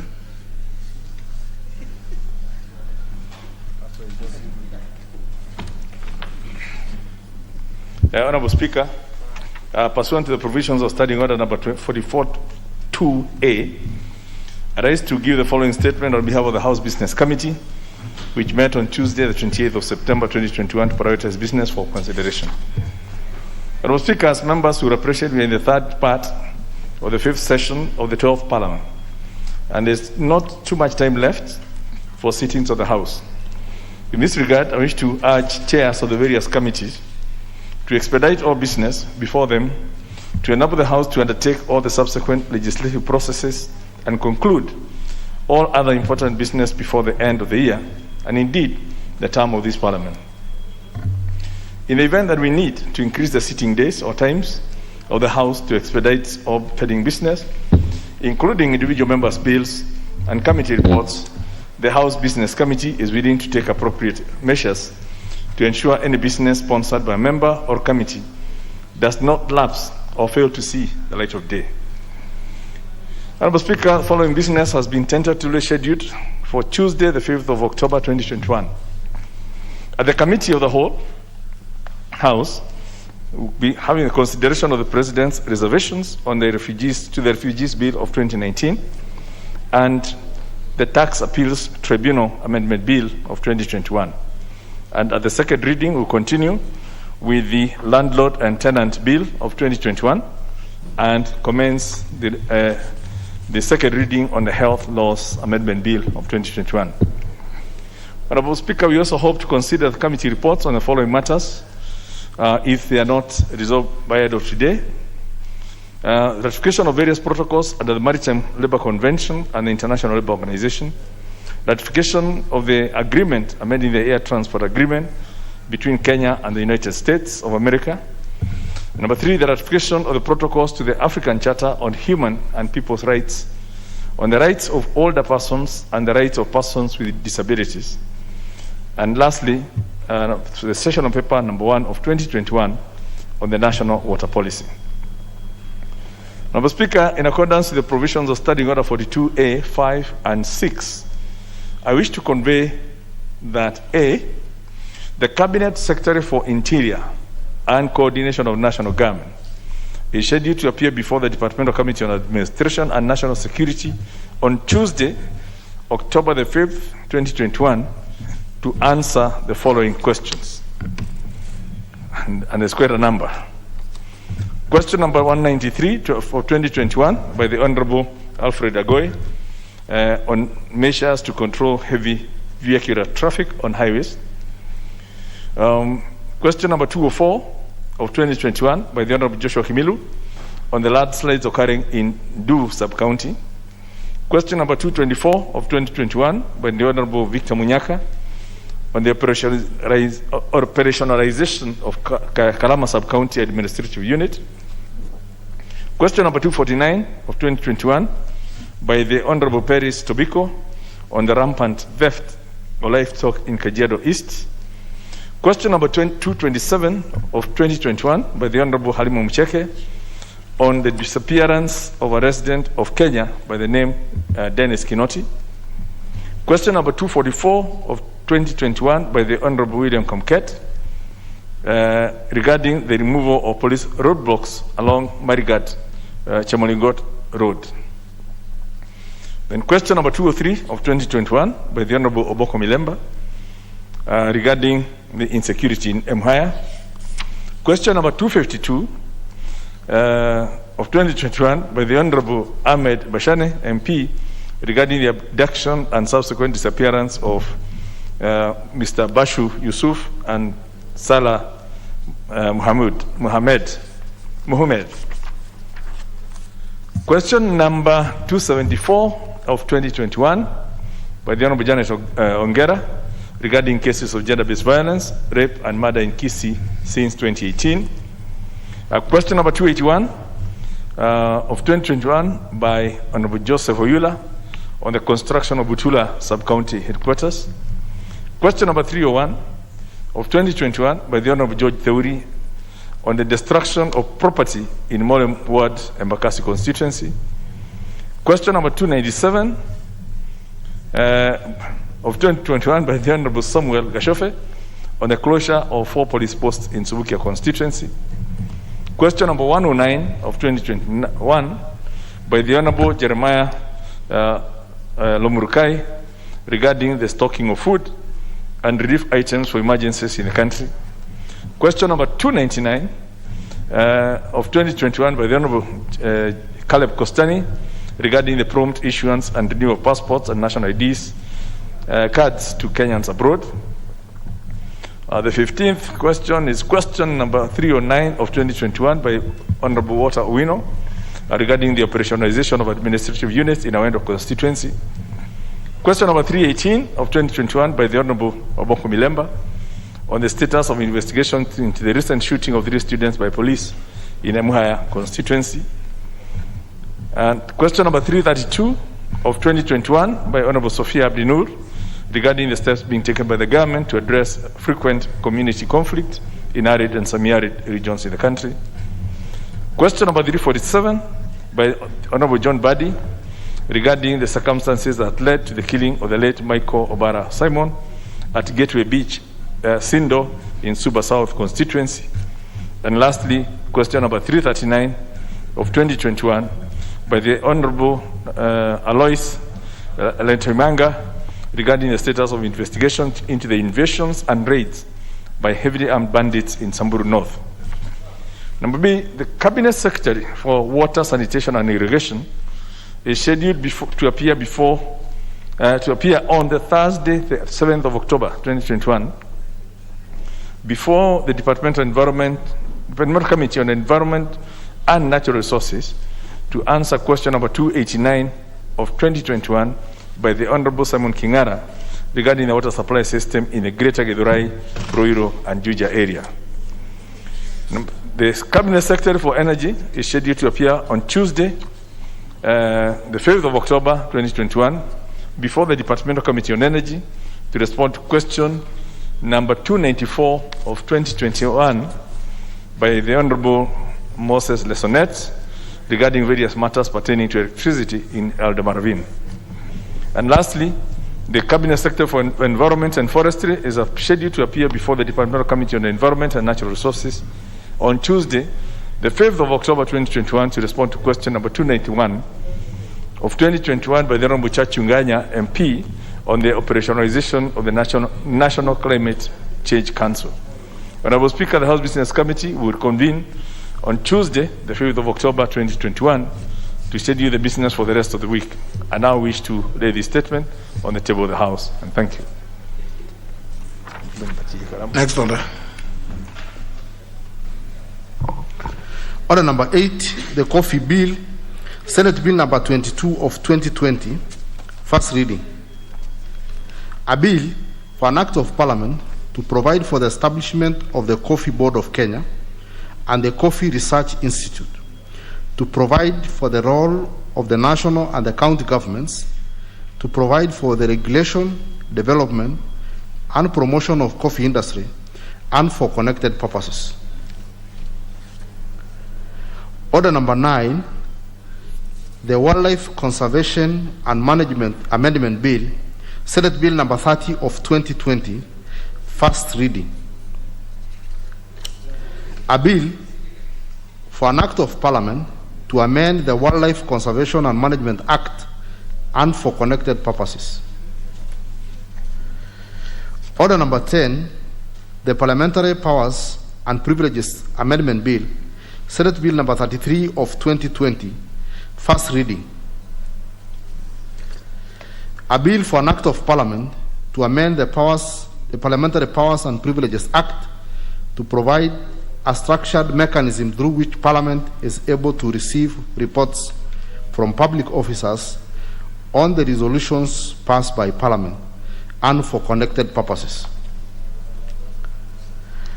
Order number 11, the Community Health Services Bill, Senate Bill number 34 of 2020, first reading. A bill for an act of Parliament to provide a framework for the delivery of community health services, to promote access to primary health care services at the community level and reduce health disparities between counties, to provide for the training and capacity building of the community health workforce and for connected purposes. Order number 12, the National Flag, Emblems, and Names Amendment Bill, Senate Bill number 36 of 2020, first reading. A bill for an act of Parliament to amend the National Flag, Emblems, and Names Act and for connected purposes. Order number 13, the Perpetuities and Accumulations Amendment Bill, National Assembly Bill number 24 of 2021, second reading. The Chairman, Departmental Committee on Finance and National Planning, the Vice Chair. Thank you very much, Mr. Speaker. I beg to move the second reading of the Perpetuities and Accumulations Amendment Bill, National Assembly Bill, number 24 of 2021, which was published on the 12th of May, 2021. Mr. Speaker, in moving, I first wish to thank members who supported the second reading of the Trustees' Perpetual Succession Amendment Bill, National Assembly Bill number 23 of 2021, which is a critical legislation in ensuring the process of establishment of trusts to manage generation wealth, to make sure it is made less bureaucratic. That bill, Mr. Speaker, together with this bill now, the Perpetuities and Accumulations Amendment Bill, are very critical in the preservation of general wealth. But, Mr. Speaker, before I proceed, in order to carry my colleagues along, I would like to give a brief definition of what trusts are, particularly for the interests of those members who are not their area. Mr. Speaker, individuals may control the distribution of their property during their lives or even after their death through the use of a trust. And trusts come in many types and can either be public or private. And they are also created for different purposes, including financial benefit of the person creating it, or the benefit of surviving spouses or minors, or even for charitable purposes. So, Mr. Speaker, a trust is a property interest held by one person for the benefit of another. And it can also be described, Mr. Speaker, as a company or legal entity that acts as an agent or trustee on behalf of a person or business for the purpose of administration or management and the eventual transfer of assets to a beneficiary. Mr. Speaker, when it comes to trusts, we say that trusts, Mr. Speaker, is a perpetuity in an investment that has no end. It is an asset, Mr. Speaker, or a business or a real estate through which in life you can get a stream of cash payments that continues forever. And, Mr. Speaker, the concept of perpetuities and accumulations arose in the medieval era when property largely meant the ownership of big parcels of land by a few wealthy estate owners who controlled large tracts or huge territories of land. Of course, then, land was and still is and continues to be a limited resource. It was in the public interest then to limit how long a deceased person could dictate how his property may be utilized by the living. However, in today's society, property has expanded to mean and to include money, intangible assets, choices in action, boards, shares, etc. Therefore, when applied to these new notions of property that are not finite, that are not a finite resource and do not preclude any living being from producing them on their own. Mr. Speaker, the primary goal of this bill is to limit the Perpetuities and Accumulations Act, Chapter 161, in its application to immovable property dispositions and to allow for the accumulation of trust income to benefit multiple generations of beneficiaries, particularly in a family trust. Mr. Speaker, the other objective of the bill is that it targets to construct a legal structure that allows generational wealth to be preserved or conserved, multiplied, or to be invested profitably.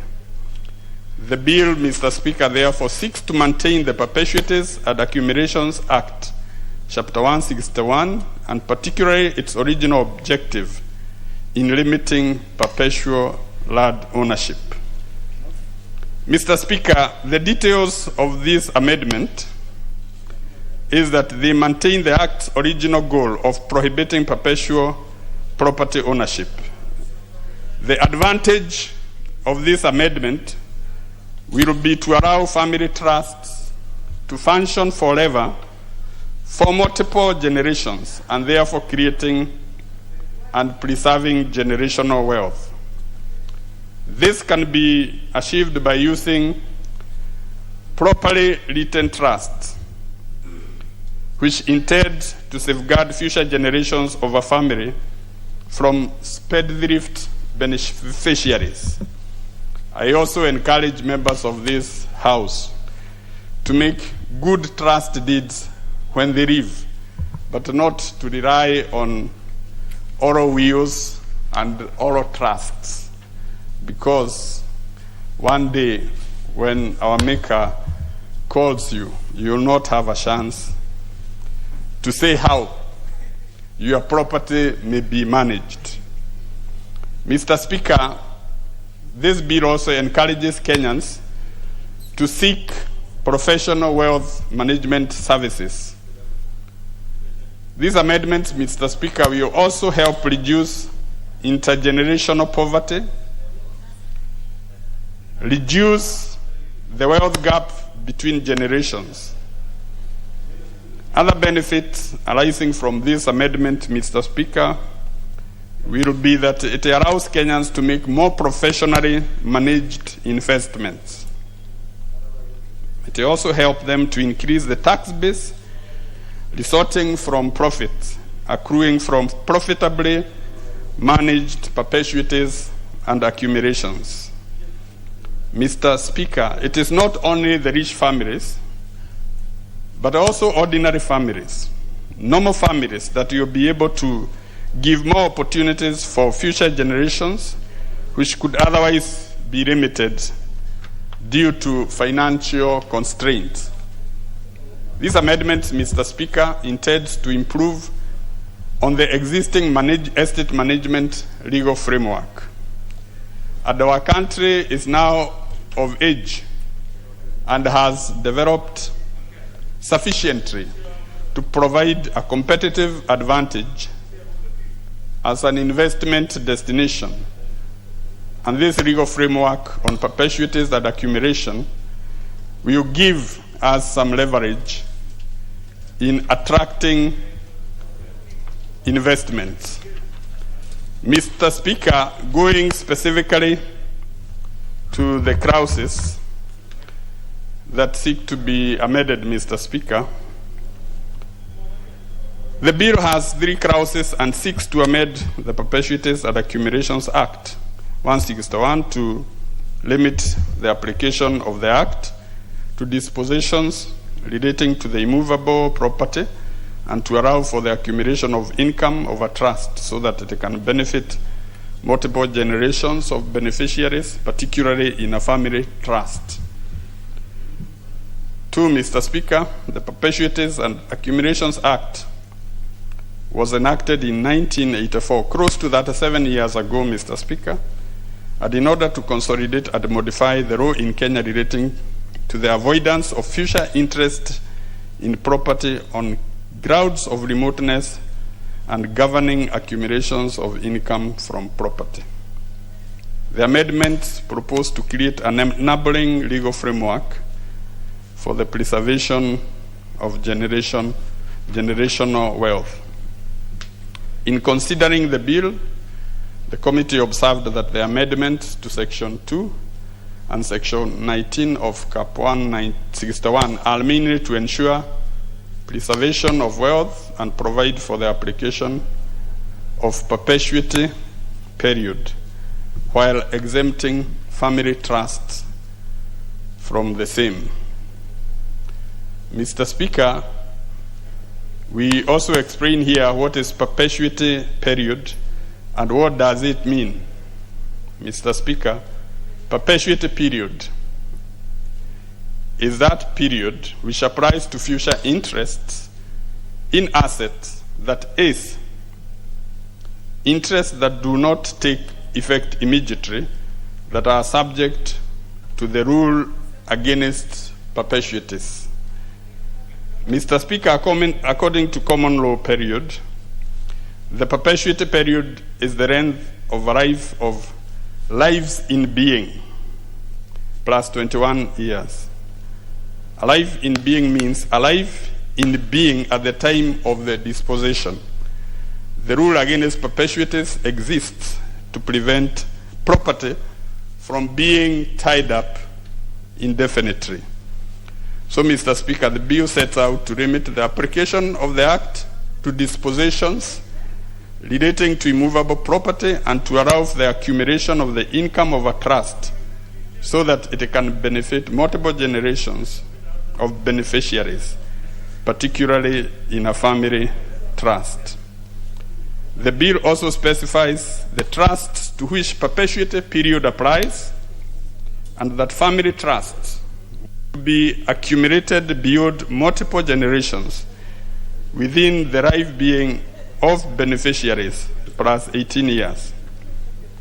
In addition, Mr. Speaker, accumulation of income will be allowed and distributed within the perpetuity period provided for in the law and trust deed. Mr. Speaker, we took the bill through public participation, and we are thankful to all those groups who appeared before us. Allow me just to mention a few, including Professor Tom Ojieda and Company Advocates, 2 Legend Management Limited, 3 Ashitiva Advocates LLP, 4 Sisure and Associate Advocates, 5 Kisomo Tua Advocates, 6 Oganya Obo Advocates, 7 Kimakia Magara and Partners, 8 Lobo Office, 9 Kemunto Motori. Allow me to thank each of these stakeholders for their useful contribution. Majority of the stakeholders noted that perpetuities and accumulations in Kenya is guided by pre-independence legislation, and therefore it was necessary to amend the legal framework to align it to the present times in order to re-engineer the administration and management of wealth held in trust for generational transfer. And as I conclude, Mr. Speaker, allow me to express my special thanks to the members of the Departmental Committee on Finance and National Planning and staff of our committee for their significant role towards scrutiny of the bill and production of this report. The committee is grateful to the offices of the Speaker and Clerk of the National Assembly for their logistical and technical support accorded to us during the sittings. Further, Mr. Speaker, I invite our colleagues to participate in this discussion and also to join us at the committee stage to effect the desired changes and amendments indicated by the committee and also proposed by the stakeholders. Mr. Speaker, I beg to move and request my colleague, the Honorable David Boni Morika, MP for Kitui Rural, to second. Thank you, Mr. Speaker. Honorable Boni Morika, Kitui Central. Kitui Rural, actually. Yeah, it's Kitui Rural. Thank you. Kitui Rural. Yes. Thank you, Mr. Speaker, for giving me this opportunity to second the bill. I want to know the House note 3 things. One, this bill was enacted in 1984, and therefore is a very old bill, old law, which may not be in line with the current thinking on creation and preservation of wealth. And therefore, the proposed amendment proposes to create a legal framework for preservation of generational wealth. 2, the amendments will allow family trusts to invest and accumulate wealth to benefit future generation. And lastly, Mr. Speaker, the bill proposes to exempt family trust from perpetuity period, which is normally 21 years, therefore allowing for building of generational wealth are reduced in the generational poverty. So this bill is very important. We have seen a situation whereby the head of household accumulates a lot of wealth, but when he passes on, in the future the family starts suffering. So this bill is very important, and I beg members to support it. With those few remarks, I beg to second. Thank you very much. Honourable members, I will propose a question, which is that the Perpetuities and Accumulations Amendment Bill, National Assembly Bill number 24 of 2021, be now read a second time.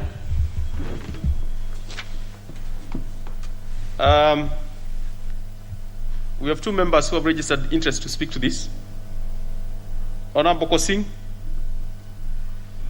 Honourable Kosing has taken early leave. Honourable Guna.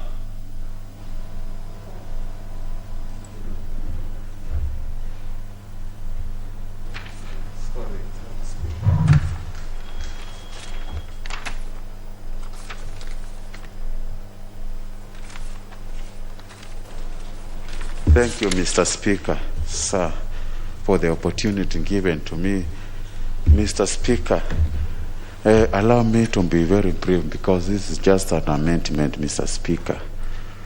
First of all, let me thank the committee and also the motion mover and seconder for the wonderful job they have done. Mr. Speaker, we have been anticipating this kind of amendments for a long time, and I can declare it is long overdue, Mr. Speaker. So I am supporting this bill on perpetuities and accumulations bill. Mr. Speaker, as you recall, I have gone through the bill very briefly. We have been facing a lot of conflicts in our families. We have been facing a lot of issues regarding passage of properties, or rather inheritance from one family to another, Mr. Speaker.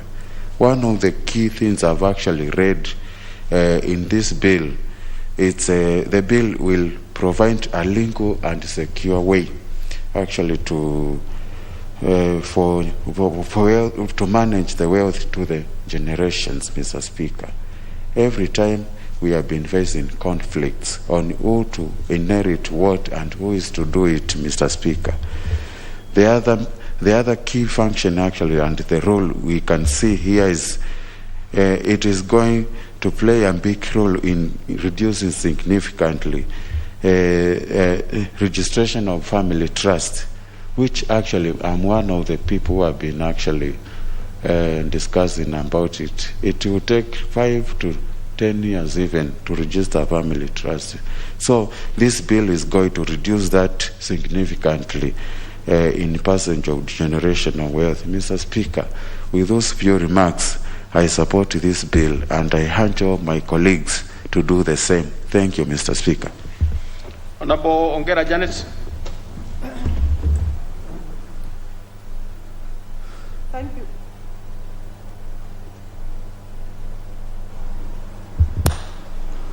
Thank you, Mr. Speaker, for giving me this opportunity so that I may also contribute to this very important motion on perpetuities and accumulations amendment bill 2021. Mr. Speaker, let me say that from the onset, I support the amendment. And just as my colleagues have said, let me congratulate the Committee of Finance, the mover and the seconder, and also the proposer of the amendment. Mr. Speaker, it's very important that we get clarity in how we do dispositions of particularly immovable properties in this country. Just like my other colleagues have said, the honorable members, Mr. Speaker, it is important that families have clarity on how they dispose of their wealth, and they ensure that there is perpetuity and a certainty as to how that property will be managed in future. I'm happy to note that, Mr. Speaker, in this amendment, that this particular amendment will provide for accumulation of the income of the trust, and also it will benefit multiple generations of beneficiaries, particularly in a family trust. Mr. Speaker, this has been a gap in the law that we have not had for, there has been a gap all along, Mr. Speaker, and therefore the amendment will cure this particular gap. Mr. Speaker, I also note that this is not a money bill, therefore it's a very straightforward thing that will not have to, no, Mr. Speaker, I didn't, may I say what I actually wanted to say? I note that, Mr. Speaker, that this bill will not have to go, it has nothing to do with the county governments. Therefore, it's a straightforward bill that will only be in this house, so that it doesn't have to go to the lower house, which will take very long a period for it to be passed. Mr. Speaker, with that, I want to support that there is a clear enabling legal environment for this bill, as the proposal is, and I want to support it very strongly and to urge all members to pass it in the House. Thank you, Mr. Speaker, for allowing me to speak. Well, having no other interest, Honorable Shadrach, you want to speak to this? You know, you have the chance. You have the chance now. Honorable Speaker, this is really a step in the right direction in terms of dealing with the family property. Honorable Speaker, this amendment is a timely amendment, as it seeks to construct a legal framework within which, or that allows generational wealth to be preserved. Honorable Speaker, if you see what is happening actually when owners of properties pass on, or when they die, we normally have a lot of problems as to what happens to the properties that they own, that their future interests in these particular properties. And therefore, Honorable Speaker, this amendment is extremely critical, as it ensures preservation of wealth, and also provides for the application of the perpetuity period while exempting family trusts from the same. Honorable Speaker, I can say without any fear of contradiction that this amendment in fact would secure the interest of beneficiaries who in many occasions, or in many times, are derailed or are confused, moving from one court to another. But with this amendment, and with a clear delineation of what is contained in it, would give families an humble opportunity to deal with such properties. And with that, Honorable Speaker, I beg to support. Okay, now, Honorable Kosing, are you registered for this or the next business? The next business. Now, shall we have the mover replying?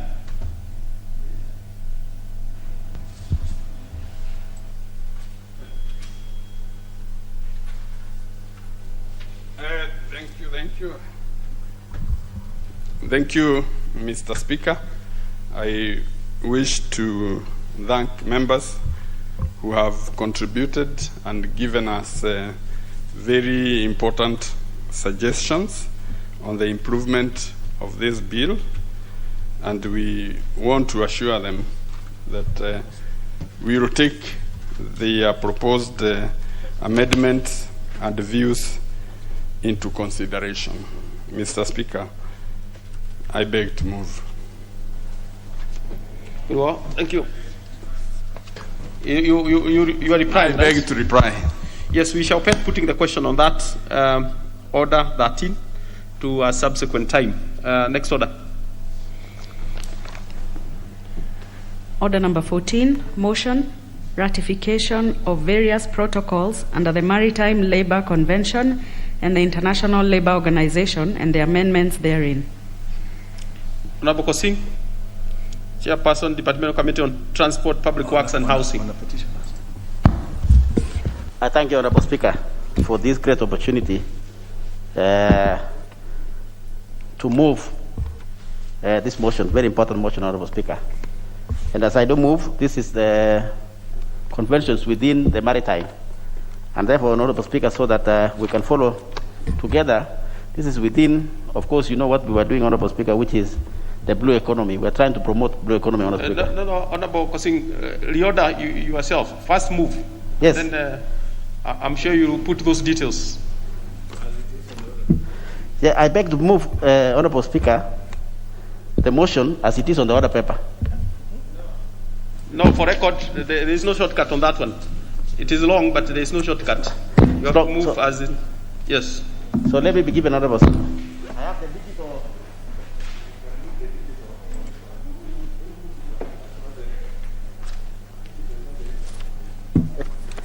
Honorable Speaker, thank you. You know, this digital on phones is a problem a little bit. But Honorable Speaker, I beg to move that this House adopts the report of the Departmental Committee on Transport, Public Works and Housing on the ratification of the 2014 and 2018 amendments to the Maritime Labour Convention 2006, the International Labour Organization Convention C-185, amended Convention on Seafarers' Identity Documents 2003, the International Labour Organization Convention C-188, Honorable Speaker, which in bracket Work in Fishing Convention 2007, the International Convention on the Standards of Training, Certification, and Watchkeeping for Fishing Vessel Personnel 1995, and the Cape Town Agreement of 2012 on Safety of Fishing Vessels, laid, Honorable Speaker, on the table of the House Thursday, September 23rd, 2021, and pursuant to provisions of Section 8, Subsection 4 of the Treaty Making and Ratification Act, approves the ratification of 1. The amendments to the Maritime Labour Convention 2006, in brackets, Honorable Speaker, 2014 and 2018 amendments, close the brackets. Roman 2, Honorable Speaker, the International Labour Organization Convention C-185, in brackets, amended Convention on Seafarers' Identity Documents 2003, close the brackets. Roman 3, Honorable Speaker, the International Labour Organization Convention C-188, in brackets, Work in Fishing Convention 2007. And Roman 4, Honorable Speaker, the International Convention on the Standards of Training, Certification, and Watchkeeping for Fishing Vessels Personnel 1995, and Roman 5, Honorable Speaker, the Cape Town Agreement of 2012 on Safety of Fish Vessels, Honorable Speaker. In moving that motion, Honorable Speaker, that's why I was saying that, Honorable Speaker, this is contributing towards our wider objective and contribution, Honorable Speaker, to the blue economy, which we have been doing a serious campaign for a while, Honorable Speaker.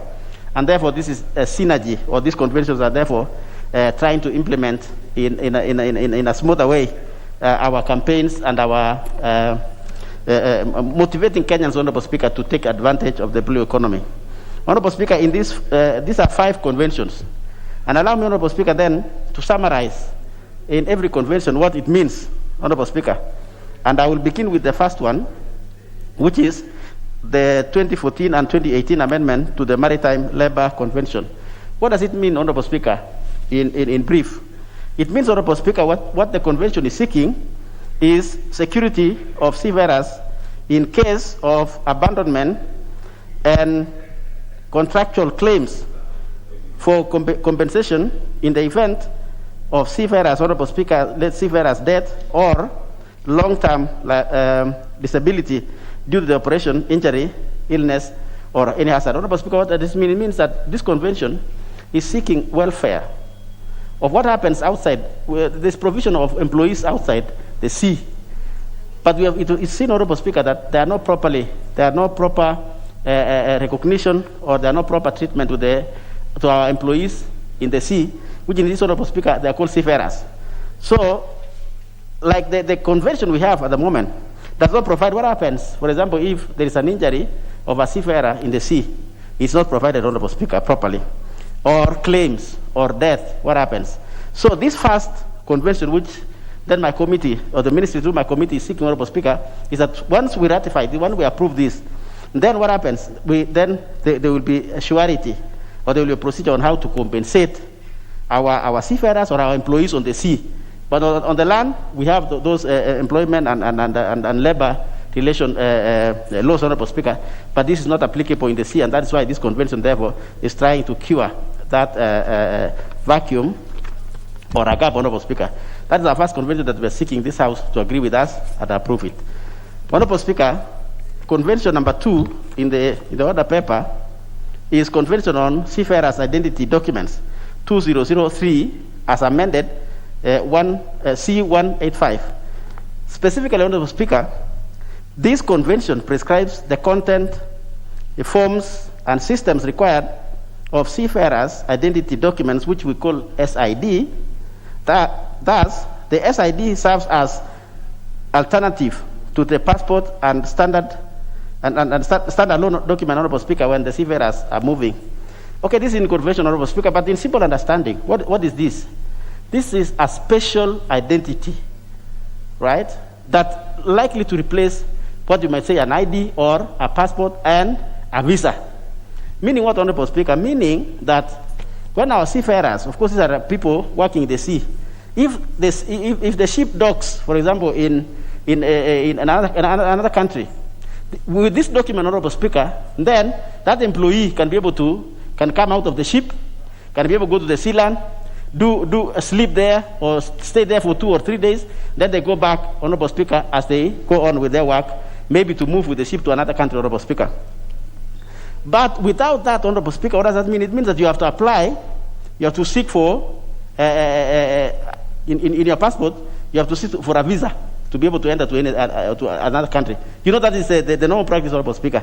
But this convention is seeking, like almost in course a shortcut or a direct way, Honorable Speaker, that if you have the ID, then you are free to go to any other country when the ship docks.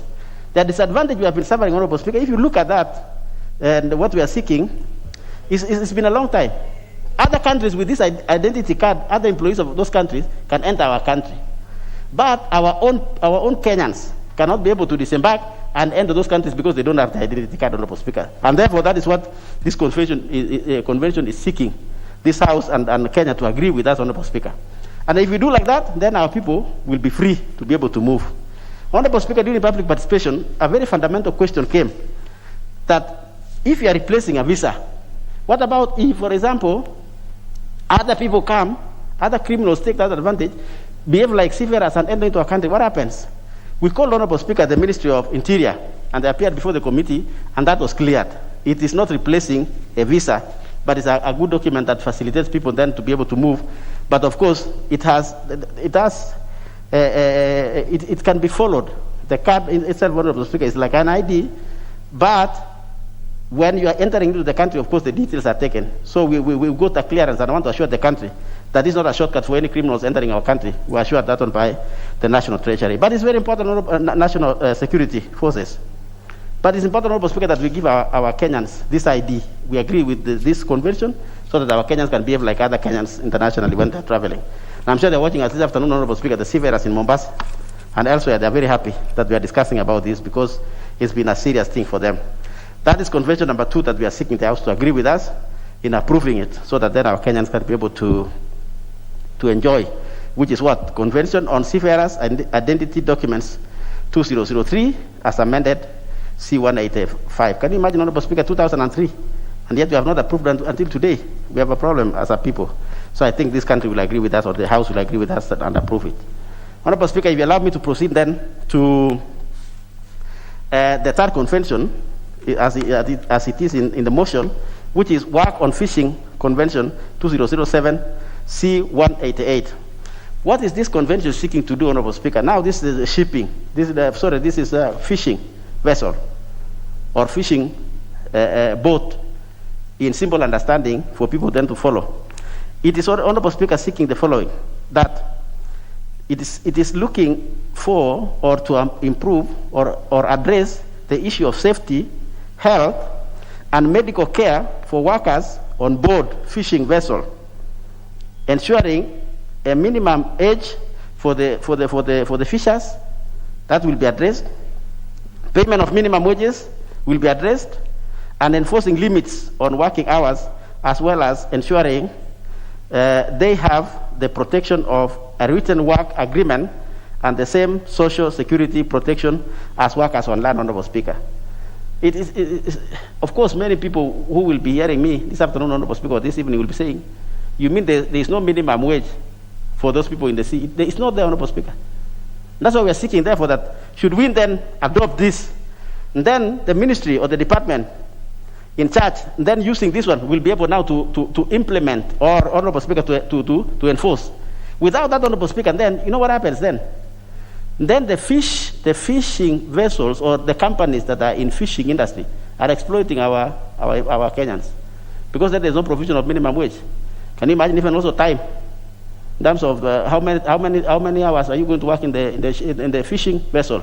It's not provided for, because we have not adopted these international instruments, so that then the ministry can use them to then protect our Kenyans in the sea, Honorable Speaker. Even worse, there's no minimum age requirement. So, and of course, outside the sea, we have it on the land, that you cannot employ this age and so on. But down there in the sea, it is a different ball game. And that's why the ministry, therefore, is seeking and saying, give us these instruments so that then the government can be able to implement and enforce those protections that I've indicated in brief, Honorable Speaker, in this convention number 3.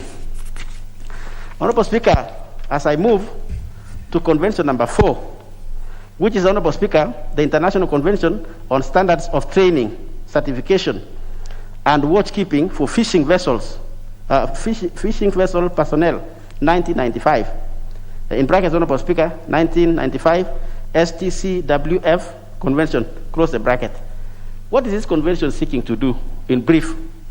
Honorable Speaker, it sets the regulatory framework for the training and certification of personnel employed in the fishing vessel, with a view to improving the safety of life and property at the sea in the fishing industry. So, of course, Honorable Speaker, what is it trying to cure? There's no standards in the sea in terms of the people who are going to work in these vessels. So what happens? There might be, of course, that will lead to what I'm saying, exploitation of the employees in the sea. The age, which I've said earlier, the times and so on. But now when it comes to this one, the training. So what are the basic minimums? Why is the training in the first place? We don't have it. And that's why, therefore, Honorable Speaker, the ministry and the Department of Maritime is seeking then these instruments that it's ratified. When it is ratified, then it will now give a proper procedure and how to now rate and do the qualification of the people who are going to work in the fishing vessel, Honorable Speaker. This is something very good and simple and direct. Why it has been outside there, maybe that will be addressed on another forum, Honorable Speaker, or another discussion or debate.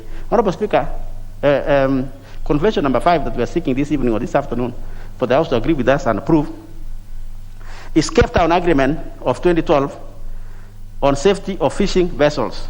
So remember, Honorable Speaker, so that I can take you logically, we've been dealing with the staff, now we are dealing with safety of the fishing vessel. And what are we trying to say? Well, what is the convention seeking to do? It is, Honorable Speaker, trying to lay down the standards on the design. So we have dealt with the people. Now what about the ship?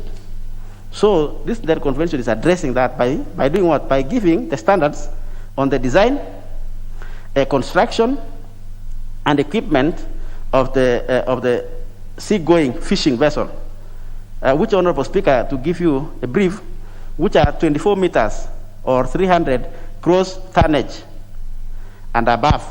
That is the one that can be allowed to go to the sea. Remember, can also go to the deep end, and therefore you are looking at the size to protect the safety of the staff, which we have given conditions of how the staffing is going to be done. Honorable Speaker, further, this convention, the requirements are aimed at ensuring that vessel safety by flag, of course, by the country, like now our country, flag is a country, port or coastal states.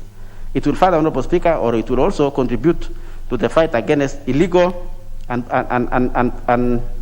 unreported and unregistered, of course, fishing, Honorable Speaker. What does that mean?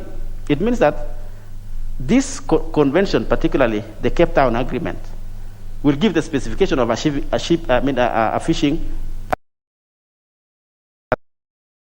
as it is saying here. It is easy for the government to recognize and say, look, you know what? This ship is not actually for fishing. And therefore, that might be used for pirate, and they can address that quickly. But without which, you can see different makes of ships or makeup of ships. And that's not how the industry is going to be protected, Honorable Speaker. And that is why then this convention is saying, should we approve? And then the ministry will be able to enforce and say, this is the specification of a ship that is supposed to be doing fishing in our waters, Honorable Speaker. Then, of course, then it is easy. Why? Because you as a country, we as a country, we are very sure the people who are going to board on that ship are safe because we have given our specifications. And of course, you will be able to differentiate the ships which are in the sea. Which ship is for fishing, which one is which one, and the one which is not recognized, maybe that's for pirates, and that can be able to save this country, Honorable Speaker. Honorable Speaker, having said summary of the 5, or given you the explanation of the 5 conventions which we are seeking the House to agree with the report of the committee, Honorable Speaker, then I would further maybe also give a summary as follows. That, Honorable Speaker, the conventions are in line, of course, because that will be the question. The question the House will be saying, you, the committee, did it follow the right procedures to be in the House? Because you know conventions are supposed to follow certain legal framework, the Constitution and the Treaty Making Ratification Act. So what is the committee saying, Honorable Speaker?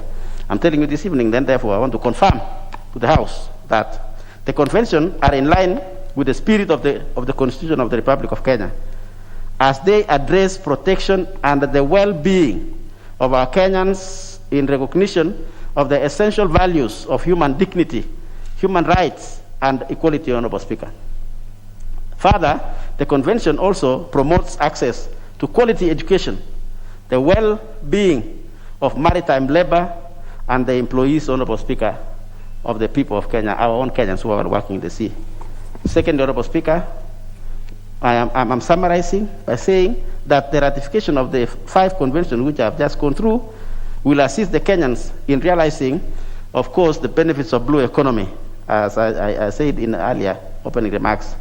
Of course, the Big 4, as well as the United Nations Sustainable Development Goals. Further, Honorable Speaker, the conventions as presented satisfy the requirements of the Treaty Making and Ratification Act 2012 as provided for in Section 7 and Section 8 of the Act.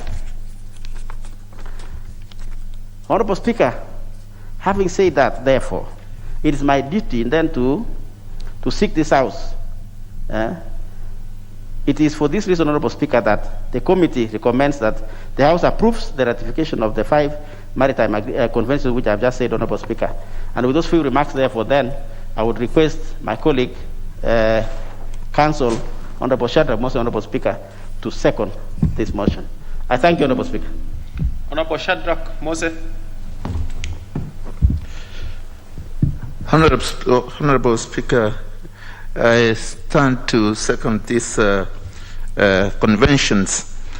And Honorable Speaker, I would first and foremost state that after thoroughly going through the various 5 conventions, the committee dealt with each and every one of those conventions and was satisfied that they were in line with the Constitution of Kenya and the treaty making process under the Ratification Act of 2012. Honorable Speaker, indeed, as a country, I would state without any fear of contradiction that we are or we have lagged behind in actually effecting these conventions, because without them, Honorable Speaker, it means that our business as a country are limited, because the very fundamentals that are required to be able to transact with other countries that have delved into the sea or the maritime line is that we are extremely lagging behind. And that is, Honorable Speaker, why I would state without any fear of contradiction that the Maritime Labor Convention sets out the seafarers' rights. And these are some of the issues that we as a country have not been able to enjoy. And those are things like decent working and living conditions for the world's seafarers, and when there are any challenges that they occur in the sea, issues of compensation have been a problem. But these conventions, Honorable Speaker, once this House approves them, then we would be able to access them. The other line where we have been having challenges that would be addressed by these conventions, Honorable Speaker, is issues like financial security of seafarers in case they have been abandoned, and therefore their contractual claims for compensation in the event of death and in the event of serious disability are not addressed. But once we approve these conventions, Honorable Speaker, that actually gives our seafarers, people who work in the sea, people who are engaged, an opportunity to access those rights. Honorable Speaker, it also guarantees that the seafarers are, entitled to at least their minimum wage entitlement during the period when they are at the sea.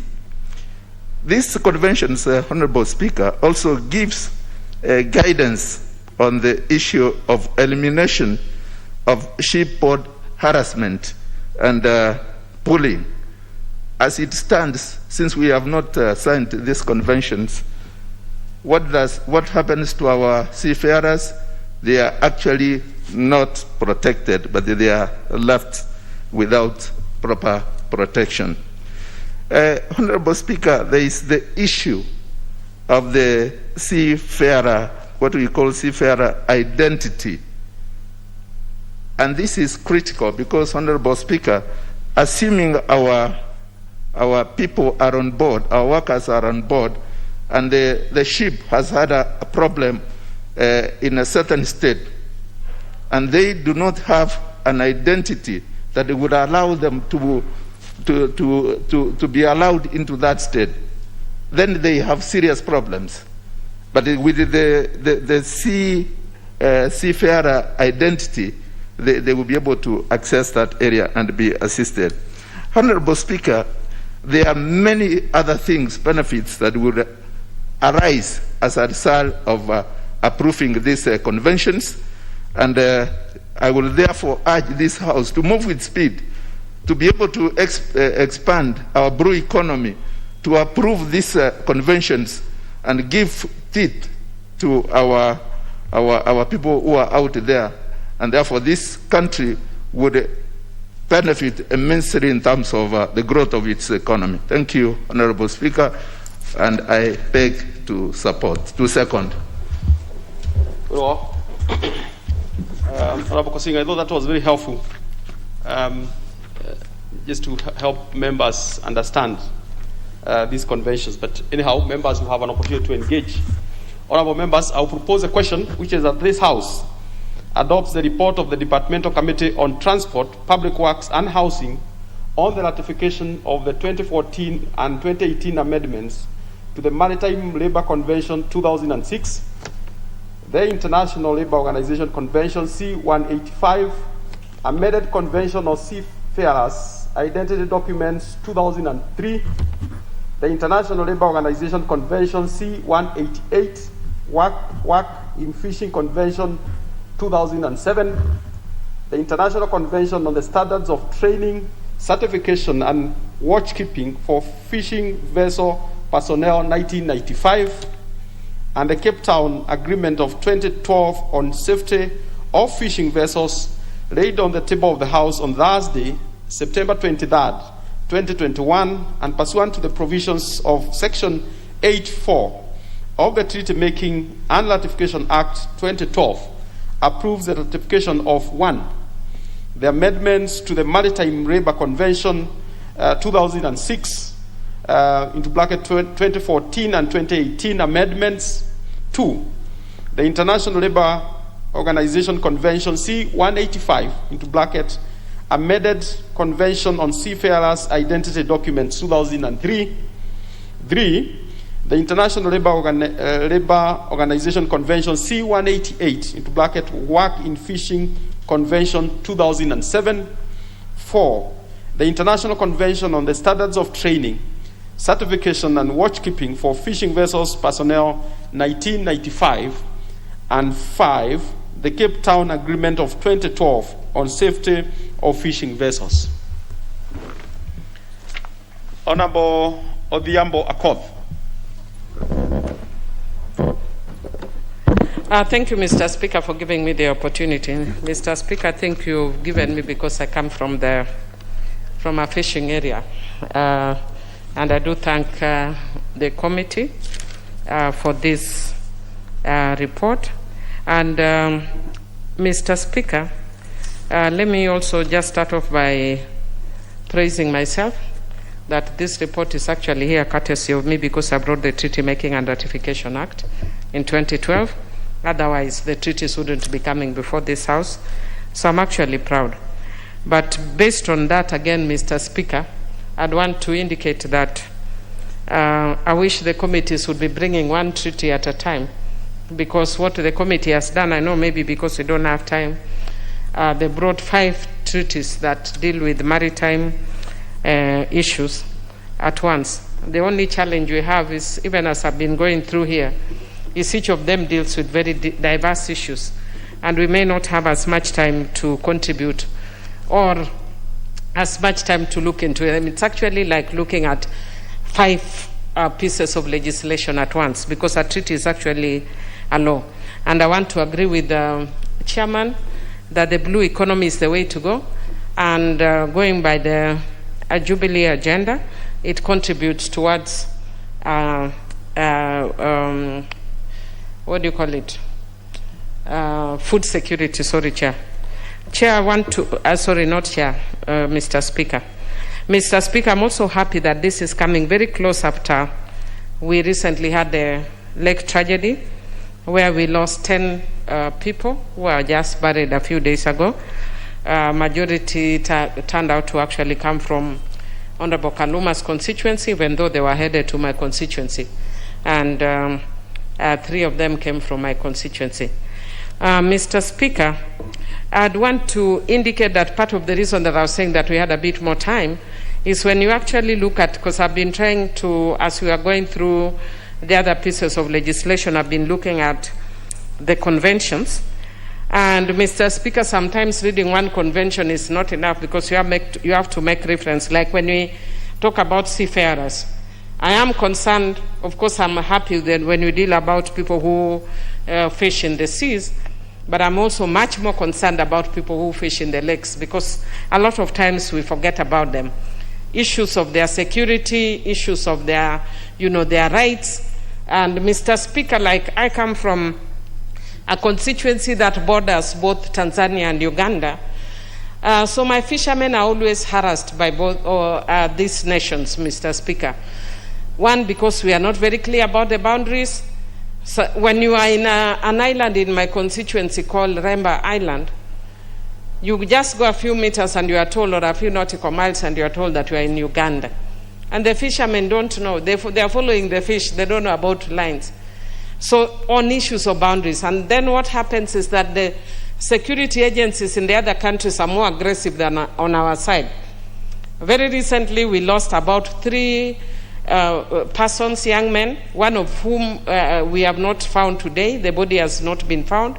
And they were shot dead by the security agencies that were suspected to be from Uganda.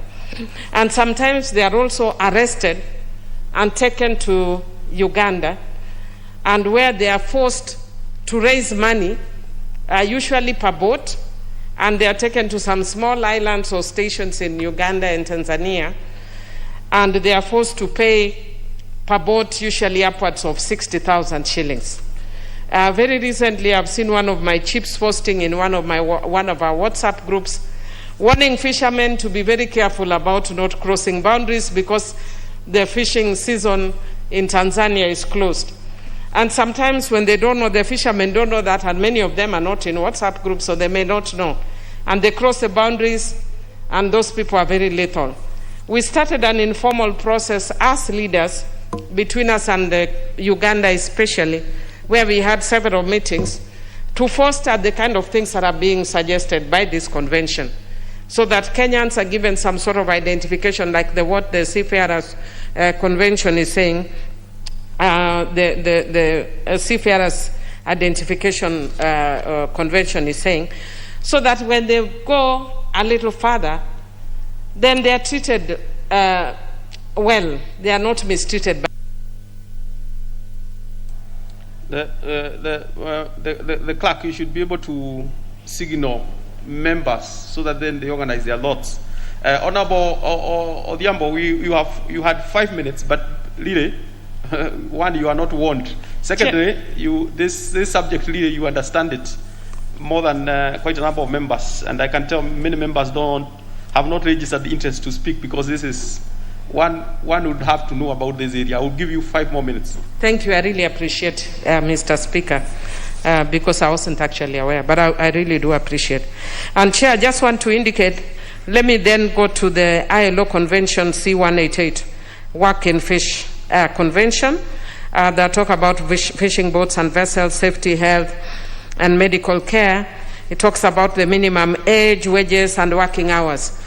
Mr. Speaker, in the Lake region, this is not regulated. And we have owners of boats, and we have people who are employed there. There's absolutely no regulation in that sector.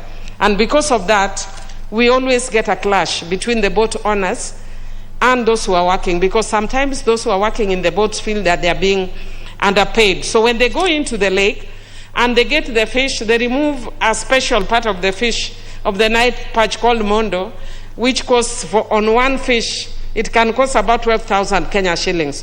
So they throw the fish in the lake, and you find the fish floating in the lake. And that is because sometimes they feel they are not remunerated well.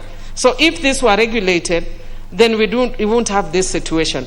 Mr. Speaker, again, another challenge that we are facing that has to do with this ILO convention is the age at which these young people are also employed in the fishing industry.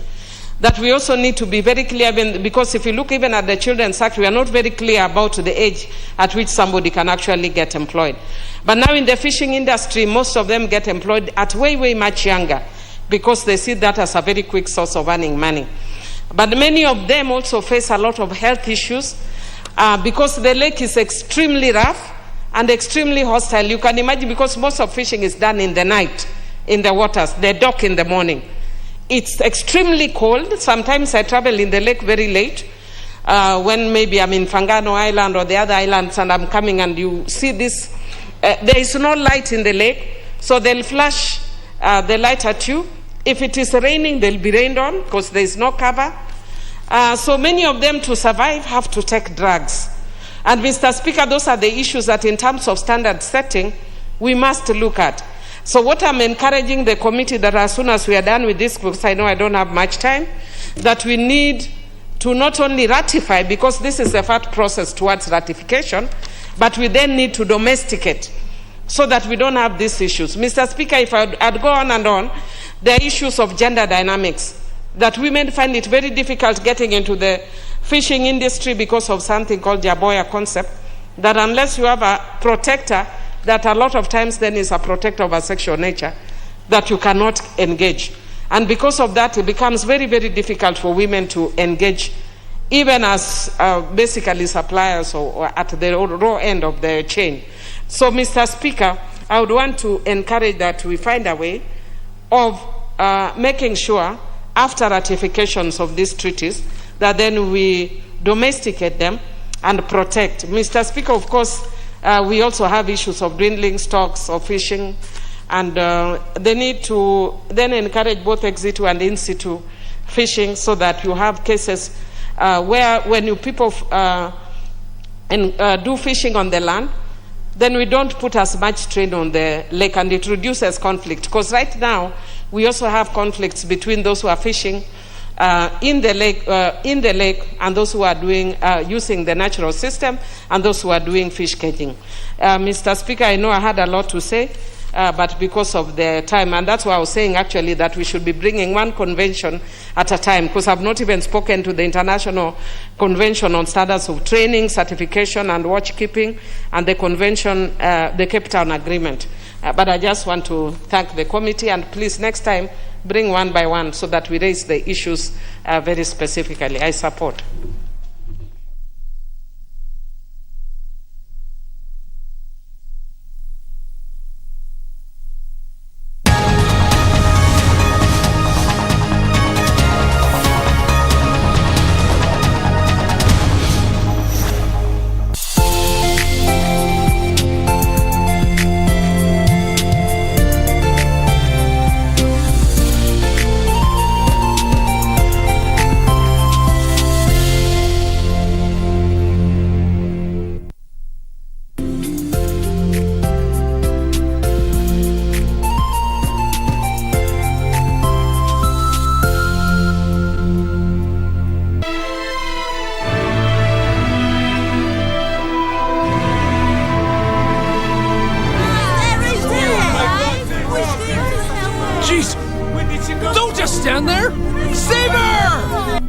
I believe that your brother is grieving even more than you.